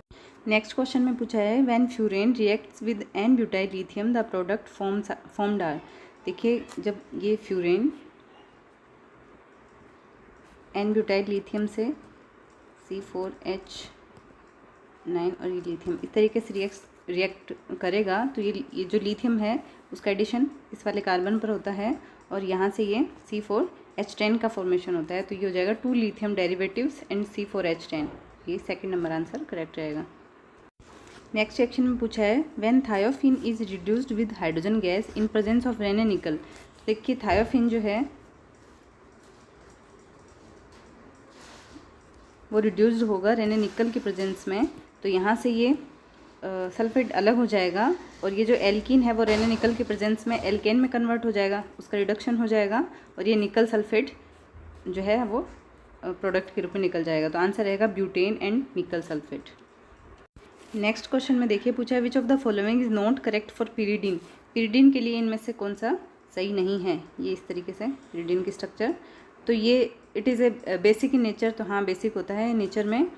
It resemble benzene in many of its property, कि इसके बहुत से करेक्टर बेंजीन से मिलते जुलते होते हैं। तो हाँ, बेंजीन से मिलते जुलते होते हैं। इलेक्ट्रोफिलिक सब्स्टिट्यूशन रिएक्शन शो करती है ये भी। और 3rd ऑप्शन देखिए, it is formed by passing a mixture of ethylene and HCN through a red hot tube. अभी हमने ऊपर यही रिएक्शन पढ़ी थी कि इथाइलिन, लेकिन इथाइलिन नहीं था, वहाँ पे क्या था, एसिटिलीन था, CH ट्रिपल बॉन्ड CH और उसकी HCN, यहाँ पे 2 मॉलिक्यूल थे ये और ये मिलकर के और pyridine का फॉर्मेशन कर रही थी। तो इथाइलिन नहीं होकर के यहाँ क्या आता है, एसिटिलीन होता है। तो ये जो हो जाएगा करेक्ट आंसर हो जाएगा। ये इनकरेक्ट स्टेटमेंट है। और चौथा पूछा है कि जब इसे एन ब्यूटिल लिथियम के साथ गर्म करते हैं तो यह एन ब्यूटिल pyridine बनाती है। तो हाँ, ये लिथियम इसमें एडिशन हो जाता है और एन ब्यूटिल pyridine का फॉर्मेशन होता है। नेक्स्ट क्वेश्चन में देखिए RS नोमेनक्लेचर पूछा है। तो RS नोमेनक्लेचर में फर्स्ट मॉलिक्यूल में देखिए Br को फर्स्ट प्रायोरिटी मिलेगी क्योंकि more the atomic number get first priority and then Cl को मिलेगी, 3rd CH3 को और चौथी हाइड्रोजन को, इस तरीके से। अब यहाँ से अब देखिए फर्स्ट एंड सेकंड, फर्स्ट से जब सेकंड की तरफ मूव करेंगे तो 2 तरीके से मूव कर सकते हैं। एक तो अपन इस साइड से और एक अपन इस साइड से, इस तरीके से मूव कर सकते हैं। लेकिन ये करेक्ट नहीं है। 4th नंबर की साइड से अपन मूव करते हैं तो फर्स्ट सेकंड थर्ड, यानी कि ये जो है वो क्लॉकवाइज रोटेशन हो जाएगा। तो आंसर आना चाहिए R। लेकिन यहाँ पे 4th नंबर जो प्रायोरिटी वाला एटम है वो बिलो द व्यूअर्स है, इसलिए आंसर जो है वो रिवर्स होएगा और इसका आंसर आएगा S। इसी तरीके से सेकंड मॉलिक्यूल का देखेंगे तो Br को फर्स्ट प्रायोरिटी मिलेगी, फिर Cl को, फिर 3rd CH3 को और 4th हाइड्रोजन को। तो ये इस तरीके से क्लॉकवाइज रोटेशन रहेगा। और R यहाँ पे देखो बिलो द प्रायोरिटी नहीं है, बिलो द प्लेन नहीं है, इसलिए इसको आंसर को रिवर्स नहीं करेंगे तो ये R ही रहेगा। तो फर्स्ट का S एंड सेकंड का R, तो आंसर रहेगा 3rd नंबर। नेक्स्ट क्वेश्चन में देखिए फिर से RS नोमेनक्लेचर ही पूछा है। फर्स्ट प्रायोरिटी Cl को रहेगी, सेकंड प्रायोरिटी नीचे वाले कार्बन की रहेगी, 3rd CH3 ग्रुप की और 4th जो है वो हाइड्रोजन की रहेगी। तो यहाँ देखिए हाइड्रोजन फिर से क्या है, बिलो द व्यूवर्स है, इसलिए आंसर क्या होगा, रिवर्स होगा। तो ये जो है क्लॉकवाइज रोटेशन शो हो रहा है, R है, तो इसका रिवर्स करके S आंसर आएगा। सेकंड नंबर कार्बन का अगर अपन देखेंगे, थर्ड नंबर कार्बन का, तो फर्स्ट प्रायोरिटी की यहाँ सेकंड इस कार्बन को, CH3 ग्रुप को थर्ड प्रायोरिटी और फोर्थ हाइड्रोजन को। तो ये इस तरीके से एंटी क्लॉकवाइज रोटेशन रहेगा और हाइड्रोजन जो है वो बिलो द प्लेन है। सो आंसर जो है वो रिवर्स होगा और आंसर इसका S से R हो जाएगा। So correct answer fourth number रहेगा, option S and R। Next question में देखिए IUPAC नोमेनक्लेचर पूछा है, EZ नोमेनक्लेचर। तो फर्स्ट नंबर जो ये कार्बन है, डबल बॉन्ड वाले कार्बन पे देखेंगे तो हाइड्रोजन क्या है, अपोजिट है, यानी कि ट्रांसफॉर्म में है, तो ये E नोमेनक्लेचर होगा इसका। और सेकंड में देखिए हाइड्रोजन दोनों एक साइड हैं और इसलिए इसको Z कहेंगे, तो ये नोमेनक्लेचर हो जाएगा EZ, second number. Next question में देखिए पूछा है IUPAC नोमेनक्लेचर, वो EZ नोमेनक्लेचर पूछा है। तो इसमें देखिए इस वाले कार्बन से और H और Cl है तो Cl प्रायोरिटी पर रहेगा, और इधर कार्बन में Br और Cl है तो Br प्रायोरिटी पर रहेगा। तो ये दोनों ग्रुप क्या होंगे, सेम साइड हो गए, इसलिए इसको E बोलेंगे, तो Z बोलेंगे। तो आंसर हो जाएगा Z1 ब्रोमो 1,2 डाइक्लोरोथेन। इसमें यहाँ ध्यान रखना है सेम ग्रुप नहीं देखने हैं, जबकि कार्बन से जुड़े हुए दोनों ग्रुप में से प्रायोरिटी डिसाइड करनी है और फिर दोनों डबल बॉन्ड की दोनों तरफ कार्बन जो प्रायोरिटी वाले ग्रुप हैं उनकी पोजीशन से और E और Z नोमेनक्लेचर करना होता है। नेक्स्ट क्वेश्चन में फिर से वही EZ नोमेनक्लेचर पूछा है। तो इसमें देखिए जो फर्स्ट कंपाउंड है उस पर दोनों ही कार्बन पर दोनों ग्रुप जो है वो सेम लगे हुए रहते हैं। तो अपन फिर देखते हैं कि ये ग्रुप सेम साइड है कि अपोजिट। तो यहाँ देखिए सेम साइड है, इसलिए इसका नोमेनक्लेचर Z रहेगा। यहाँ पे Cl एक ऊपर है एक नीचे है, इसलिए इसका नोमेनक्लेचर E रहेगा। यहाँ देखिए सेम ग्रुप नहीं जुड़े हुए हैं इस वाले कार्बन पर, तो यहाँ पर हम प्रायोरिटी डिसाइड करेंगे। H और Cl में से Cl प्रायोरिटी पे रहेगा और D और CH3 में से CH3 प्रायोरिटी पे रहेगा। तो ये दोनों सेम साइड हो गए, इसलिए इसको अपन बोलेंगे Z। तो आंसर रहेगा EZ, यानी कि fourth number option. Next question में देखिए पूछा है select the wrong statement among the following. कौन सा रॉन्ग स्टेटमेंट है, तो देखिए अपन देखते हैं 2 chloropropane has a plane of symmetry. 2 chloropropane की स्ट्रक्चर ये इस तरीके से होगी। तो 2 chloropropane has a plane of symmetry, तो यस प्लेन इसमें प्रेजेंट रहेगा। देखिए इस तरीके से अगर ये यहाँ पे एक हाइड्रोजन जुड़ा हुआ रहेगा और इन दोनों को काटते हुए टेट्राहेड्रल स्ट्रक्चर रहेगी। इस कार्बन की sp3 हाइब्रिडाइज्ड है, दोनों इन एटम को काटते हुए मतलब तीनों एटम कटेंगे इसमें, तो इसमें ये प्लेन प्रेजेंट है। तो yes it has a plane of symmetry. Second number option है 2 chloropropane is achiral. Yes achiral है, इस कार्बन पे देखिए दोनों ग्रुप सेम जुड़े हुए हैं, तो ये एकायरल कहलाएगा। थर्ड नंबर ऑप्शन है 2 क्लोरोब्यूटेन। तो 2 क्लोरोब्यूटेन की स्ट्रक्चर अपन देखते हैं, ये इस तरीके से रहेगी, CH3 CH2, यहाँ पे क्लोरो ग्रुप और ये CH3। 2 chlorobutane does not possess a plane of symmetry. तो देखिए इसमें कोई प्लेन ऑफ सिमेट्री नहीं होगा, क्योंकि इस कार्बन से जो चारों ग्रुप है वो अलग अलग जुड़े हुए रहेंगे। और फोर्थ है 2 क्लोरोप्रोपेन इज़ एकायरल। तो ये ऑप्शन गलत है, एकायरल नहीं है। ये देखिए ये जो कार्बन है इससे चारों ग्रुप अलग अलग जुड़े हुए हैं, यहाँ पे एक हाइड्रोजन होगा इसमें, तो ये कायरल कार्बन है, इसलिए ये सही आंसर हो जाएगा। नेक्स्ट क्वेश्चन देखिए पूछा है which of the following groups is an auxochrome. तो देखिए ऑक्सोक्रोम क्या होता है, जो कि किसी क्रोमोफोरिक ग्रुप के साथ जुड़ करके उसके रंग को और ज़्यादा बढ़ा देता है, तो वो ऑक्सोक्रोम कहलाता है। ये खुद रंग प्रदान नहीं करता है, लेकिन ये उसके रंग को बढ़ाता है। तो जो ऑक्सोक्रोम होते हैं उनमें क्या होता है कि N2 सिग्मा स्टार ट्रांजेक्शन पाया जाता है। तो बाकी ये देखिए फर्स्ट सेकेंड एंड थर्ड में देखिए इन सभी में N2 पाई स्टार ट्रांजेक्शन पाया जाएगा, लेकिन NH2 में देखिए यहाँ पे लोन पेयर है तो N2 सिग्मा स्टार ट्रांजेक्शन होगा, इसलिए ये ऑक्सोक्रोम है। नेक्स्ट क्वेश्चन में देखिए पूछा है the different kinds of environment of hydrogen atom in the molecule in NMR spectra is given bye. जो डिफरेंट काइंड ऑफ एनवायरनमेंट होता है हाइड्रोजन का, वो किससे अपन प्रदर्शित करते हैं, तो नंबर ऑफ सिग्नल्स। जितने टाइप के हाइड्रोजन प्रेजेंट होंगे उतने ही number of signals NMR signals में आते हैं। नेक्स्ट क्वेश्चन देखिए पूछा है number of signals in NMR spectra of ethanol. Ethanol में देखिए ये स्ट्रक्चर होती है CH3 CH2 OH। तो इसमें देखिए एक तो ये हाइड्रोजन, एक ये हाइड्रोजन और ये हाइड्रोजन, तो इसमें ये तीनों अलग प्रकार के सिग्नल देंगे, इसलिए आंसर इसका हो जाएगा 3। नेक्स्ट क्वेश्चन में देखिए IR स्पेक्ट्रा में फिंगरप्रिंट रीजन पूछा है।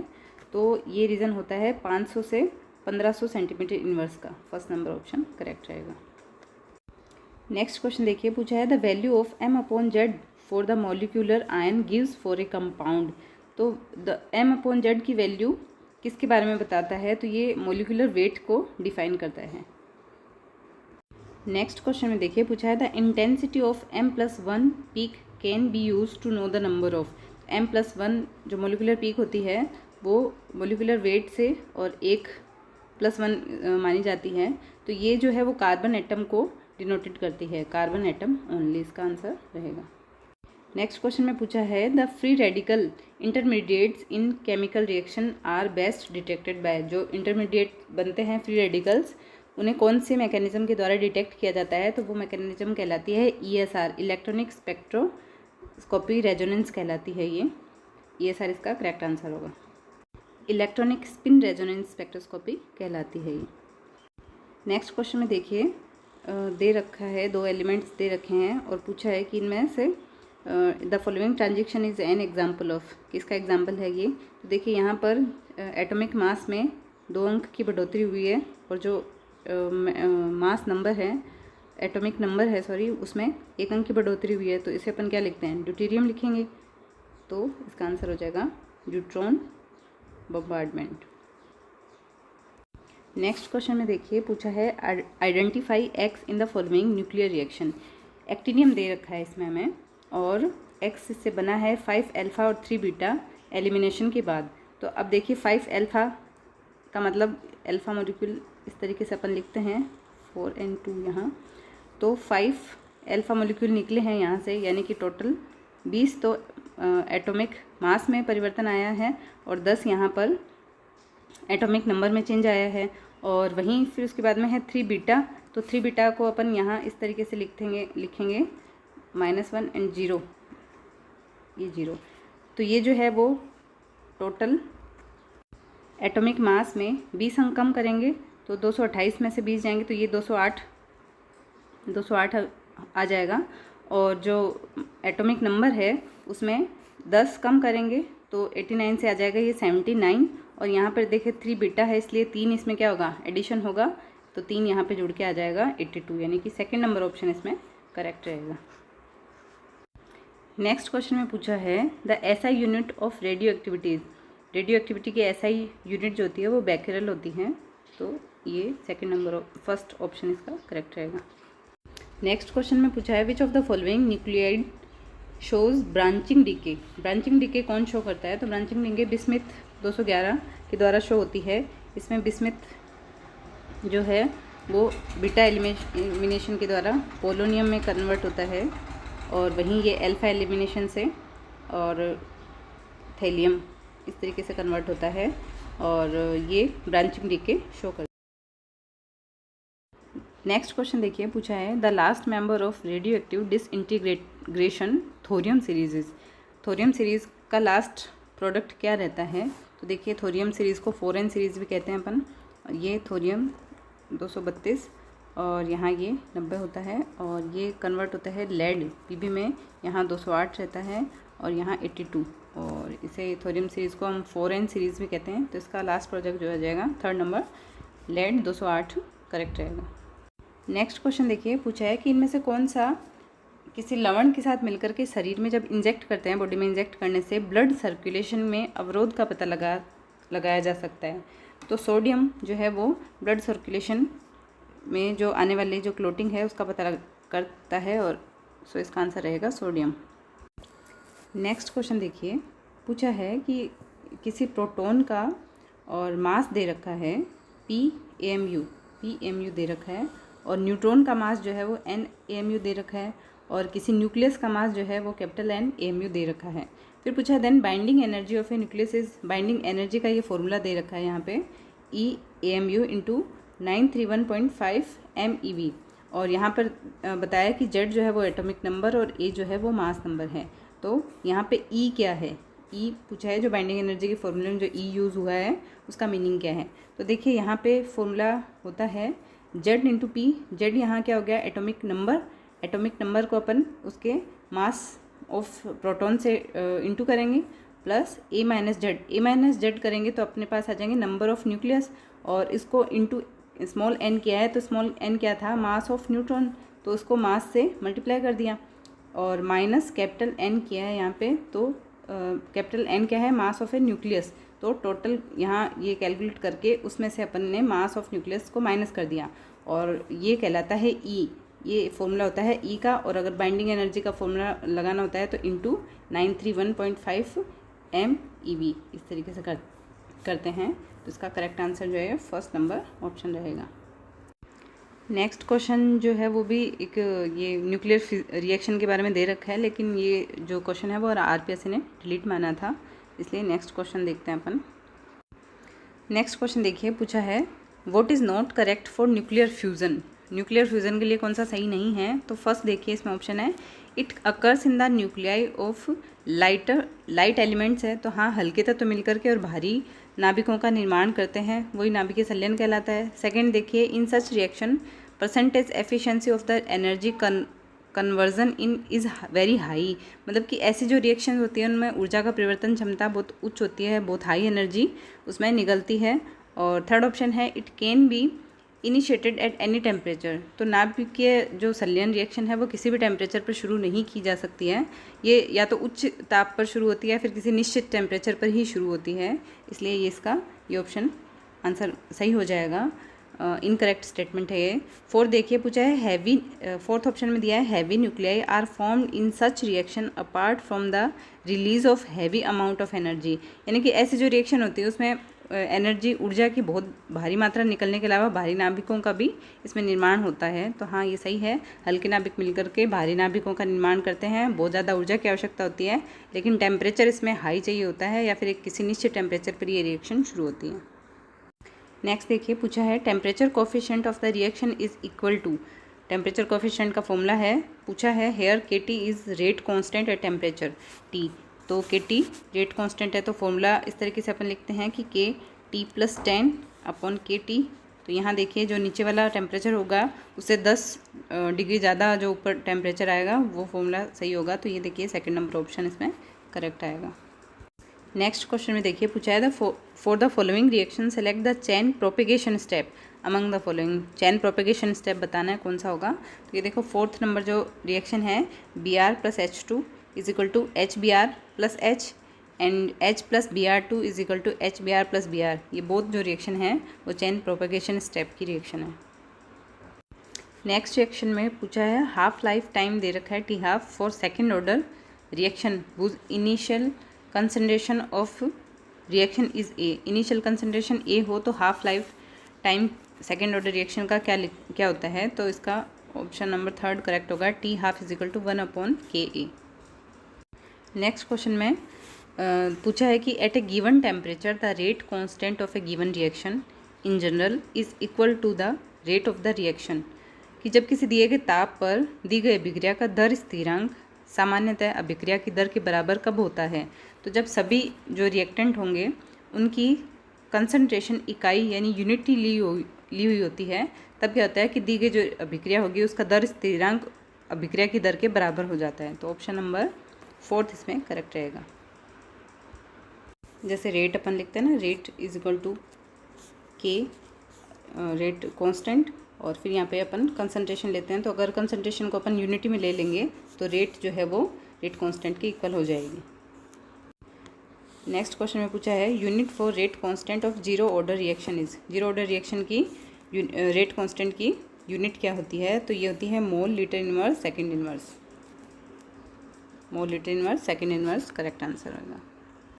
नेक्स्ट क्वेश्चन में देखिए पूछा है जीरो ऑर्डर रिएक्शन मीन्स, तो जीरो ऑर्डर रिएक्शन क्या होती है, अपन इस तरीके से लिखते हैं जीरो ऑर्डर रिएक्शन में कि जो रेट होती है वो डायरेक्टली प्रोपोर्शनल होती है जो कंसंट्रेशन ऑफ रिएक्टेंट की पावर जी। तो ऑप्शन देखते हैं इसमें, फर्स्ट ऑप्शन देखिए the reactant becomes zero at the end of reaction, the molecularity of reaction is 1, the rate of the reaction is proportional to zero power of the concentration of reactant, तो ये option सही हो जाएगा कि zero order reaction में क्या होती है कि जो रेट होती है वो कंसंट्रेशन रिएक्टेंट के और जीरो कंसंट्रेशन के इक्वल होती है। नेक्स्ट क्वेश्चन देखिए पूछा है सॉल्ट इफेक्ट में, तो सॉल्ट इफेक्ट में जब दर स्थिरांक आयनों पर उपस्थित आवेश से स्वतंत्र होगा कब, तो कब दर स्थिरांक आयनों पर उपस्थित आवेश से स्वतंत्र होगा, जब एक अभिकारक आयन उदासीन अणु से अभिक्रिया कर रहा होता है, यानी कि कोई भी रिएक्टेंट जो होगा वो किससे रिएक्ट करेगा, एक न्यूट्रल मॉलिक्यूल से जब रिएक्शन करेगा तो उसमें जो दर स्थिरांक यानी कि जो रेट कांस्टेंट होगा वो इंडिपेंडेंट हो जाएगा चार्जेस से, चार्जेस ऑफ आयन से।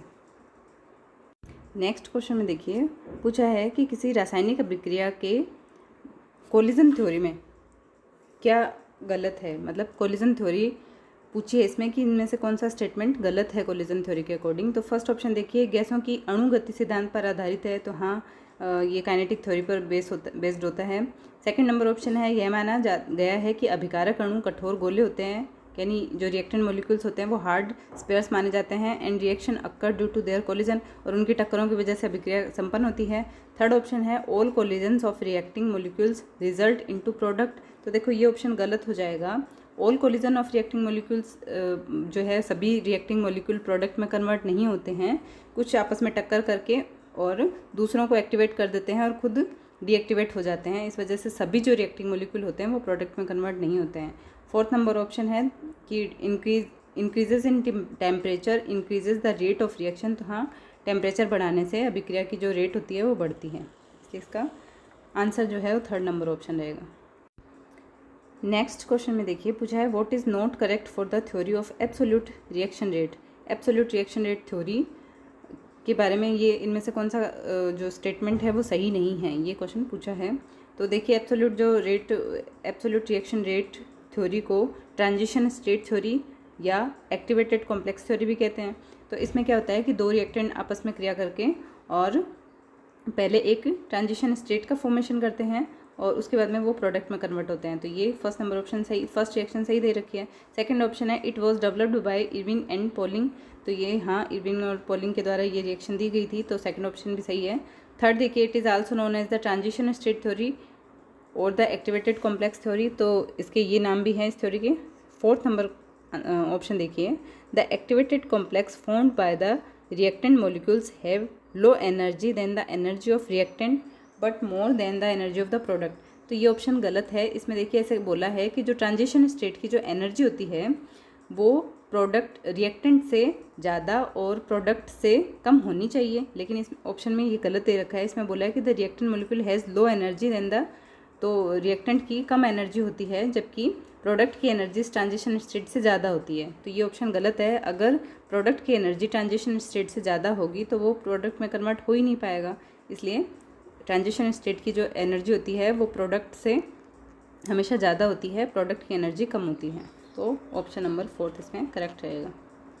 नेक्स्ट रिएक्शन पूछी है, hydrolysis of ethyl acetate in excess of water in presence of H+ ion is, तो hydrolysis of ethylene acetate water की H+ की प्रेजेंस में इसे बोलते हैं pseudo first order kinetics, third number option correct रहेगा।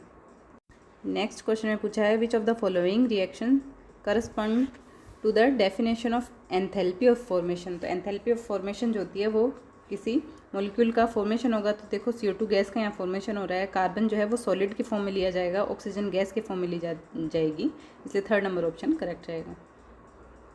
नेक्स्ट क्वेश्चन में देखिए पूछा है, the species which has 0 standard molar enthalpy of formation at 298 kelvin temperature, तो देखिए इसमें अपन 0 मोलर एंथैल्पी किसकी मानते हैं, देखिए Cl2 गैस के फॉर्म में, Br2 लिक्विड की फॉर्म में हो और I2 सॉलिड की फॉर्म में हो, तो इन सभी की मोलर एंथैल्पी 0 मानी जाती है, तो इसमें देखिए ऑप्शन में Cl2 गैस दे रखा है, तो ये ऑप्शन करेक्ट रहेगा।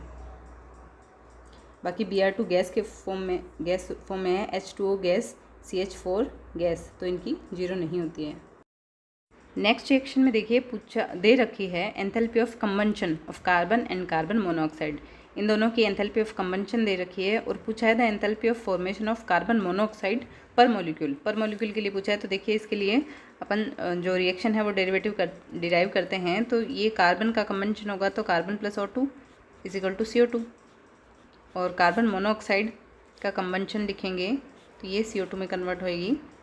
अब देखिए ये सेकंड नंबर रिएक्शन है स्टाइक्योमेट्री की, इसको संतुलित करेंगे अपन, तो यहाँ 2 लगेगा, यहाँ 2 कार्बन और ऑक्सीजन 4 हो गए, तो यहाँ पे भी 2 कार्बन 2 ऑक्सीजन 4 हो गए। अब देखिए इसमें से अगर मैं इसको माइनस कर दूँ, यहाँ माइनस कर दूँ, तो देखिए अपन को कार्बन मोनोऑक्साइड की फॉर्मेशन चाहिए, यहाँ पे CO2 का एक ही, यहाँ 2 मॉलिक्यूल है जबकि यहाँ पर एक ही है, इसलिए मैं इस रिएक्शन को भी मैं 2 से मल्टीप्लाई कर दूँ, यहाँ इसको संतुलित किया मैंने इस तरीके से।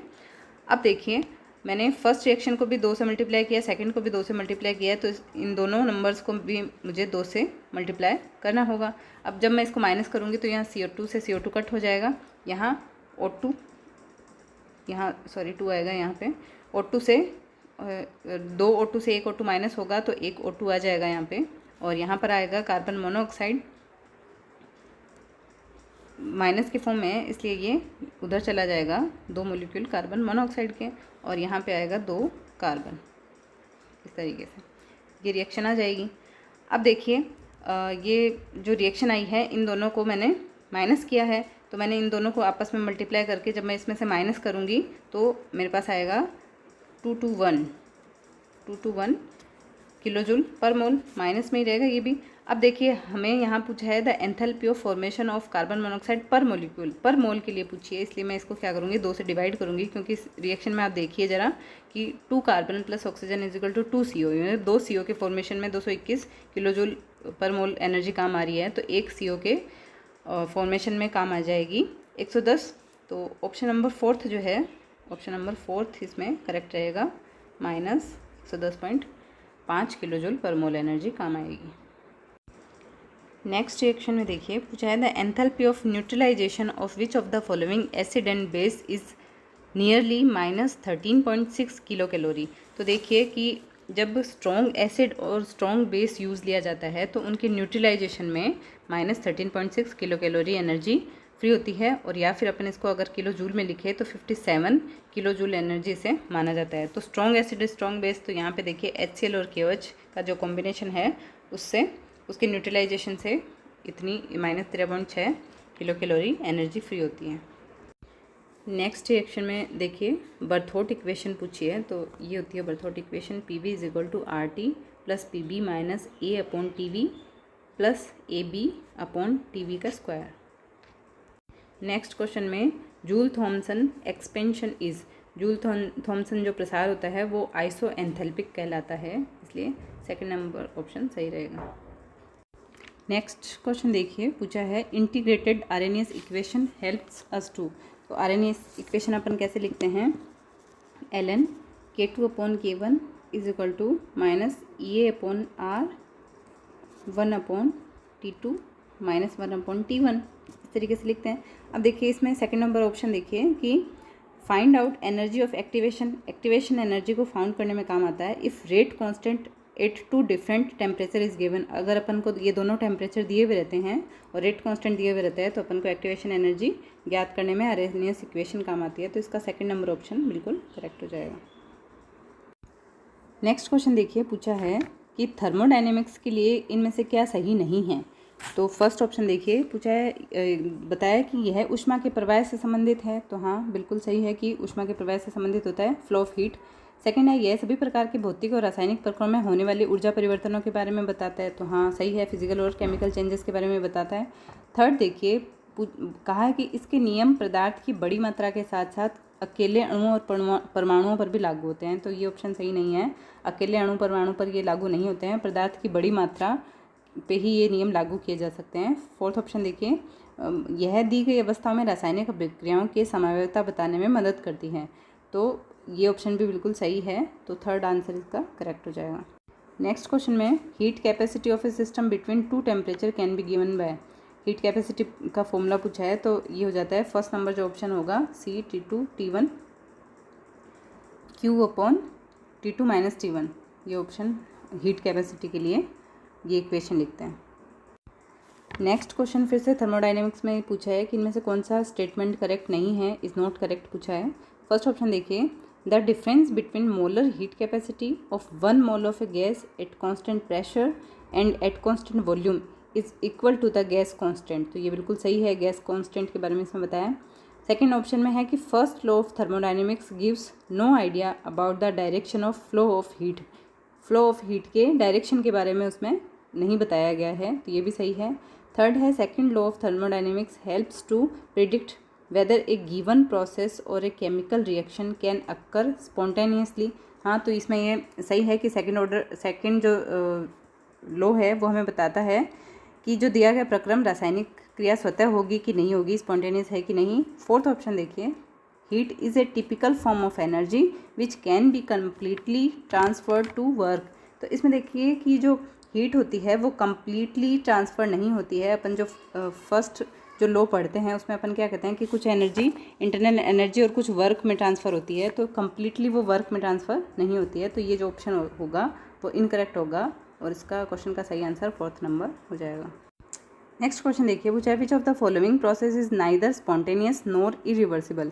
तो देखिए हमें ये पता है कि जो रिएक्शन स्पॉन्टेनियस होती है वो इरिवर्सिबल होती है। तो अब इसमें से नॉन स्पॉन्टेनियस रिएक्शन के बारे में हमें बताना है। तो फर्स्ट ऑप्शन देखिए, वाटर फ्लो डाउन फ्रॉम ए हिल, ढलान पर पानी अपने आप बहता है, तो ये स्पॉन्टेनियस रिएक्शन है, स्वतः प्रक्रम है ये। सेकंड नंबर देखिए, Zn प्लस CuSO4, तो ZnSO4 यानी कि Zn जो है वो CO को प्रतिस्थापित करेगा, तो हाँ ये सही रिएक्शन है। थर्ड देखिए, diffusion of solute from a more concentration solution to less concentrated solution when these are brought into contact, यानी कि कम सांद्रता की तरफ विलयन में प्रसारण होता है अधिक सांद्रित विलयन से, तो ये ऑप्शन भी सही है। और इसलिए इसका आंसर जो हो जाएगा नन ऑफ दीज हो जाएगा, क्योंकि ये सारे की सारे प्रोसेस ही क्या है, स्पॉन्टेनियस है, तो आंसर फोर्थ नंबर रहेगा। नेक्स्ट क्वेश्चन देखिए, पूछा है assuming CV to be constant within the temperature range T1 and T2, T1 और T2 के बीच में CV को कॉन्स्टेंट मानना है। The entropy changes of n moles of idol gas में बी गिवन। एंट्रोपी चेंज पूछा है, तो देखिए जब CV कॉन्स्टेंट रहेगा और टेम्परेचर T1 और T2 के बीच में, तो ये फॉर्मूला आता है इसमें कि NCV ln T2 upon T1 plus NR ln V2 upon V1।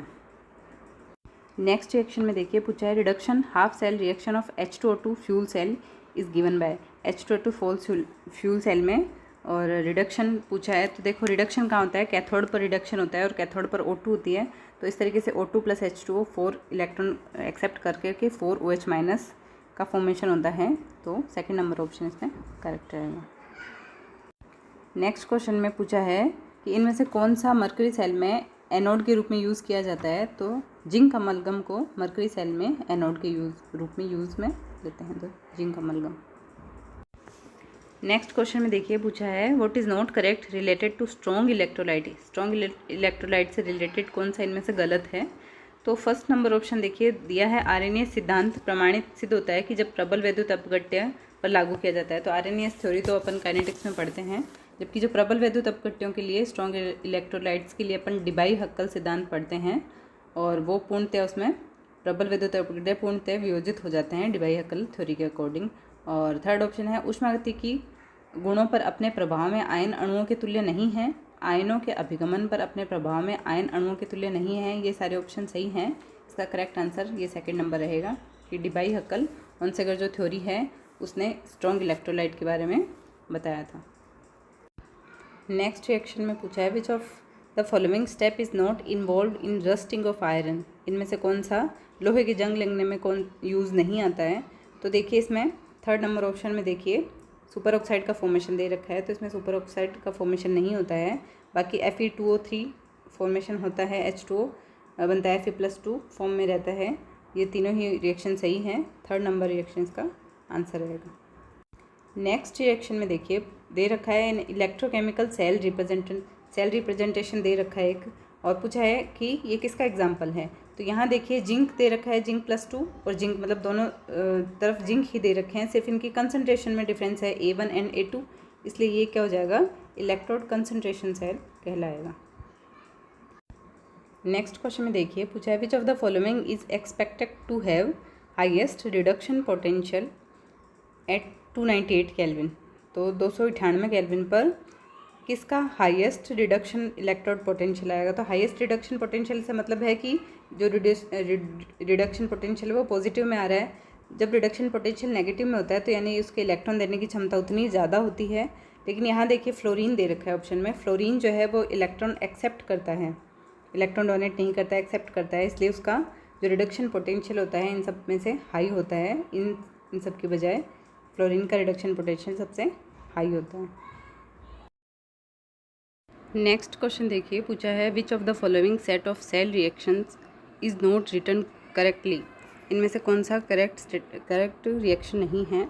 तो देखिए फर्स्ट, सेकंड एंड फोर्थ जो रिएक्शंस हैं वो सभी सही हैं, बट ये जो थर्ड रिएक्शन है एल्यूमिनियम कन्वर्टिंग Al+3, ये रिएक्शन करेक्ट नहीं है। सो इसका करेक्ट आंसर थर्ड नंबर आएगा। नेक्स्ट क्वेश्चन में देखिए पूछा है ए zinc road is placed in 0.1 m solution of zinc sulphate. Zinc road place है जिंक सल्फेट में और बताया कि सॉल्ट जो है वो 95% तक डिसोशिएट हो रहा है और E0 की वैल्यू हमें दे रखी है इसमें -0.76। देन पोटेंशियल का फॉर्मूला पूछा है गिवन टेम्परेचर पर। तो देखिए इस तरीके से निकालते हैं कि E0 E is equal to होता है E0, तो E0 हो जाएगा -7.76 प्लस 0.0591 अपॉन n लिखते हैं। तो n की वैल्यू यहाँ पर देखिए कितनी दे रखी है जिंक +2 में, तो n की वैल्यू 2 है तो यहाँ पर 2 लिखा जाएगा। और फिर होता है log Zn+2 की कंसनट्रेशन अपॉन Zn की कंसनट्रेशन, तो मेटल की कंसनट्रेशन तो 1 मानते हैं तो यहाँ पे नीचे 1 लिखने का कोई वो फ़ायदा नहीं है। तो अब देखिए कि जिंक +2 की जो कंसनट्रेशन है उसके लिए उसे कैसे निकालेंगे कि 95% तक डिसोशिएट हुआ है, तो 95/100 करेंगे 100, और जिंक सल्फेट की जो सॉल्यूशन दे रखा है ऊपर 0.1, तो इसको 0.1 से मल्टीप्लाई करेंगे, तो ये इस तरीके से हो जाएगा 0.095। तो फर्स्ट नंबर ऑप्शन जो है वो बिल्कुल करेक्ट हो जाएगा। नेक्स्ट क्वेश्चन देखिए पूछा है most abundant element on the earth crust. तो अर्थ क्रस्ट पे देखिए इस तरीके से अबंडेंस रहती है सबसे ज़्यादा ऑक्सीजन की, फिर सिलिकन की या सिलिका की, फिर एल्यूमिनियम की, फिर आयरन की और फिर कैल्शियम की, इस तरीके से। तो सबसे ज़्यादा जो है वो ऑक्सीजन की हो जाएगी। इसमें एलिमेंट पूछा है इसलिए ऑक्सीजन आ जाएगा। अगर हमें मेटल पूछते हैं तो एल्यूमिनियम आता है इसमें, और ये सीक्वेंस रहता है इसमें। नेक्स्ट क्वेश्चन में देखिए पूछा है in biological fixation of nitrogen the nitrogen is initially converted into. तो नाइट्रोजन जो होता है वो इनिशियली NH3 में कन्वर्ट होता है अमोनिया में। सो ये इसका करेक्ट आंसर रहेगा। नेक्स्ट क्वेश्चन में पूछा है वाइनिल क्लोराइड वेपर्स के प्रभाव से कौन सा कैंसर हो सकता है, किसका कैंसर हो सकता है। तो ये लीवर का कैंसर का खतरा रहता है वाइनिल क्लोराइड की वाष्प से। नेक्स्ट क्वेश्चन में पूछा है the average concentration of following constitutes of photochemical smog is in the sequence given below. पूछा है कि फोटोकेमिकल जो स्मॉग होता है उसमें कंसनट्रेशन का अरेंजमेंट किस तरीके से रहता है, सांद्रता का जो सीक्वेंस है वो क्या रहता है। तो सबसे ज़्यादा CO2, उसके बाद CO, फिर CH4 और फिर O3, ये सीक्वेंस करेक्ट रहता है इसमें। नेक्स्ट क्वेश्चन में देखो पूछा है कि during ozone depletion process in nature by chlorofluorocarbon following free radicals are formed except. मतलब कि जो ओजोन डिप्लेशन होता है उसमें क्लोरोफ्लोरोकार्बन से और फ्री रेडिकल बनते हैं, तो इनमें से कौन सा फ्री रेडिकल उनमें नहीं बनता है, ये क्वेश्चन है। तो इसमें ये देखो ClO3 फ्री रेडिकल, ये इसका फॉर्मेशन नहीं होता है, बाकी ClO और ClO2 फ्री रेडिकल, इन तीनों का फॉर्मेशन होता है। नेक्स्ट क्वेश्चन में देखो पूछा है कि इनमें से किसकी जो है एफिनिटी ऑक्सीजन की तुलना में 210 गुना अधिक होती है हीमोग्लोबिन से बाइंड होने की। तो हीमोग्लोबिन से CO कार्बन मोनोऑक्साइड जो होता है वो 210 गुना ज़्यादा एफिनिटी रखता है बाइंड होने की। नेक्स्ट क्वेश्चन में देखो पूछा है कि भोपाल का यूनियन कार्बाइड प्लांट जो था, जिसमें कि भोपाल गैस कांड जिसे बोलते हैं, उसमें कौन सी कीटनाशी का उत्पादन होता था। तो इसमें कार्बेरिल का इसमें फॉर्मेशन किया जाता था यहाँ। नेक्स्ट क्वेश्चन में पूछा है इनमें से कौन सी गैस का ग्रीन हाउस में कंट्रीब्यूशन सबसे ज़्यादा रहता है, मैक्सिमम कंट्रीब्यूशन। तो CO2 गैस का मैक्सिमम कंट्रीब्यूशन रहता है ग्रीन हाउस इफेक्ट में। नेक्स्ट क्वेश्चन में देखो पूछा है स्ट्रेटोस्फेयर लाइज बिटवीन। कौन सी 2 लेयर्स के बीच में होता है स्ट्रेटोस्फेयर। तो ट्रोपोस्फेयर और मेजोस्फेयर के बीच में होता है स्ट्रेटोस्फेयर। नेक्स्ट क्वेश्चन में देखिए पूछा है which of the following set belongs to greenhouse gases. इनमें से कौन सी ग्रीन हाउस गैस है। तो CO2, CH4 और N2O, ये तीनों ग्रीन हाउस गैस कहलाती हैं। नेक्स्ट क्वेश्चन में देखो पूछा है कि ओजोन परत में एक पॉल्यूटेंट X है जो कि UV रेडिएशन के इफेक्ट से क्लोरीन परमाणुओं का फॉर्मेशन करता है, और ये जो X है वो ओजोन के अणु से क्रिया करके ऑक्सीजन गैस और वाई के अणु बना रहा है। पूछा है एक्स और वाई क्या है, तो हमें पता है कि जो ओजोन डिप्लेशन होती है उसमें क्लोरोफ्लोरोकार्बन यूज़ में आती है। तो फर्स्ट ऑप्शन जो है CCl2F2 क्लोरोफ्लोरोकार्बन हो जाएगी। और ये ऑक्सीजन से गैस से क्रिया करके फ्री रेडिकल बनाता है, ClO फ्री रेडिकल। तो फोर्थ नंबर ऑप्शन जो है वो करेक्ट हो जाएगा। नेक्स्ट क्वेश्चन में देखिए, पूछा है following compounds gives test of CHO group and COOH, मतलब कि एसिड और फॉर्मेल्डिहाइड दोनों ग्रुप का और टेस्ट देता है। तो ऐसा कौन सा मॉलिक्यूल है, कौन सा कंपाउंड है? तो देखो फॉर्मिक एसिड जो है, फॉर्मिक एसिड ये टोरलेन और फेलिंग दोनों परीक्षण देता है, इसलिए इसका करेक्ट आंसर फॉर्मिक एसिड होगा। सो फ्रेंड्स, आई होप कि आपको सभी क्वेश्चन अच्छे से समझ में आए होंगे। सो मेरे चैनल को लाइक कीजिए और सब्सक्राइब कीजिए और बेल आइकन को ज़रूर दबाइए ताकि आपको मेरे नेक्स्ट वीडियो की अपडेट मिल सके। और अपने फ्रेंड्स के साथ इसे ज़रूर शेयर कीजिए। और मिलते हैं नेक्स्ट वीडियो में कॉलेज लेक्चर के सेकंड पेपर के साथ। तब तक के लिए बाय।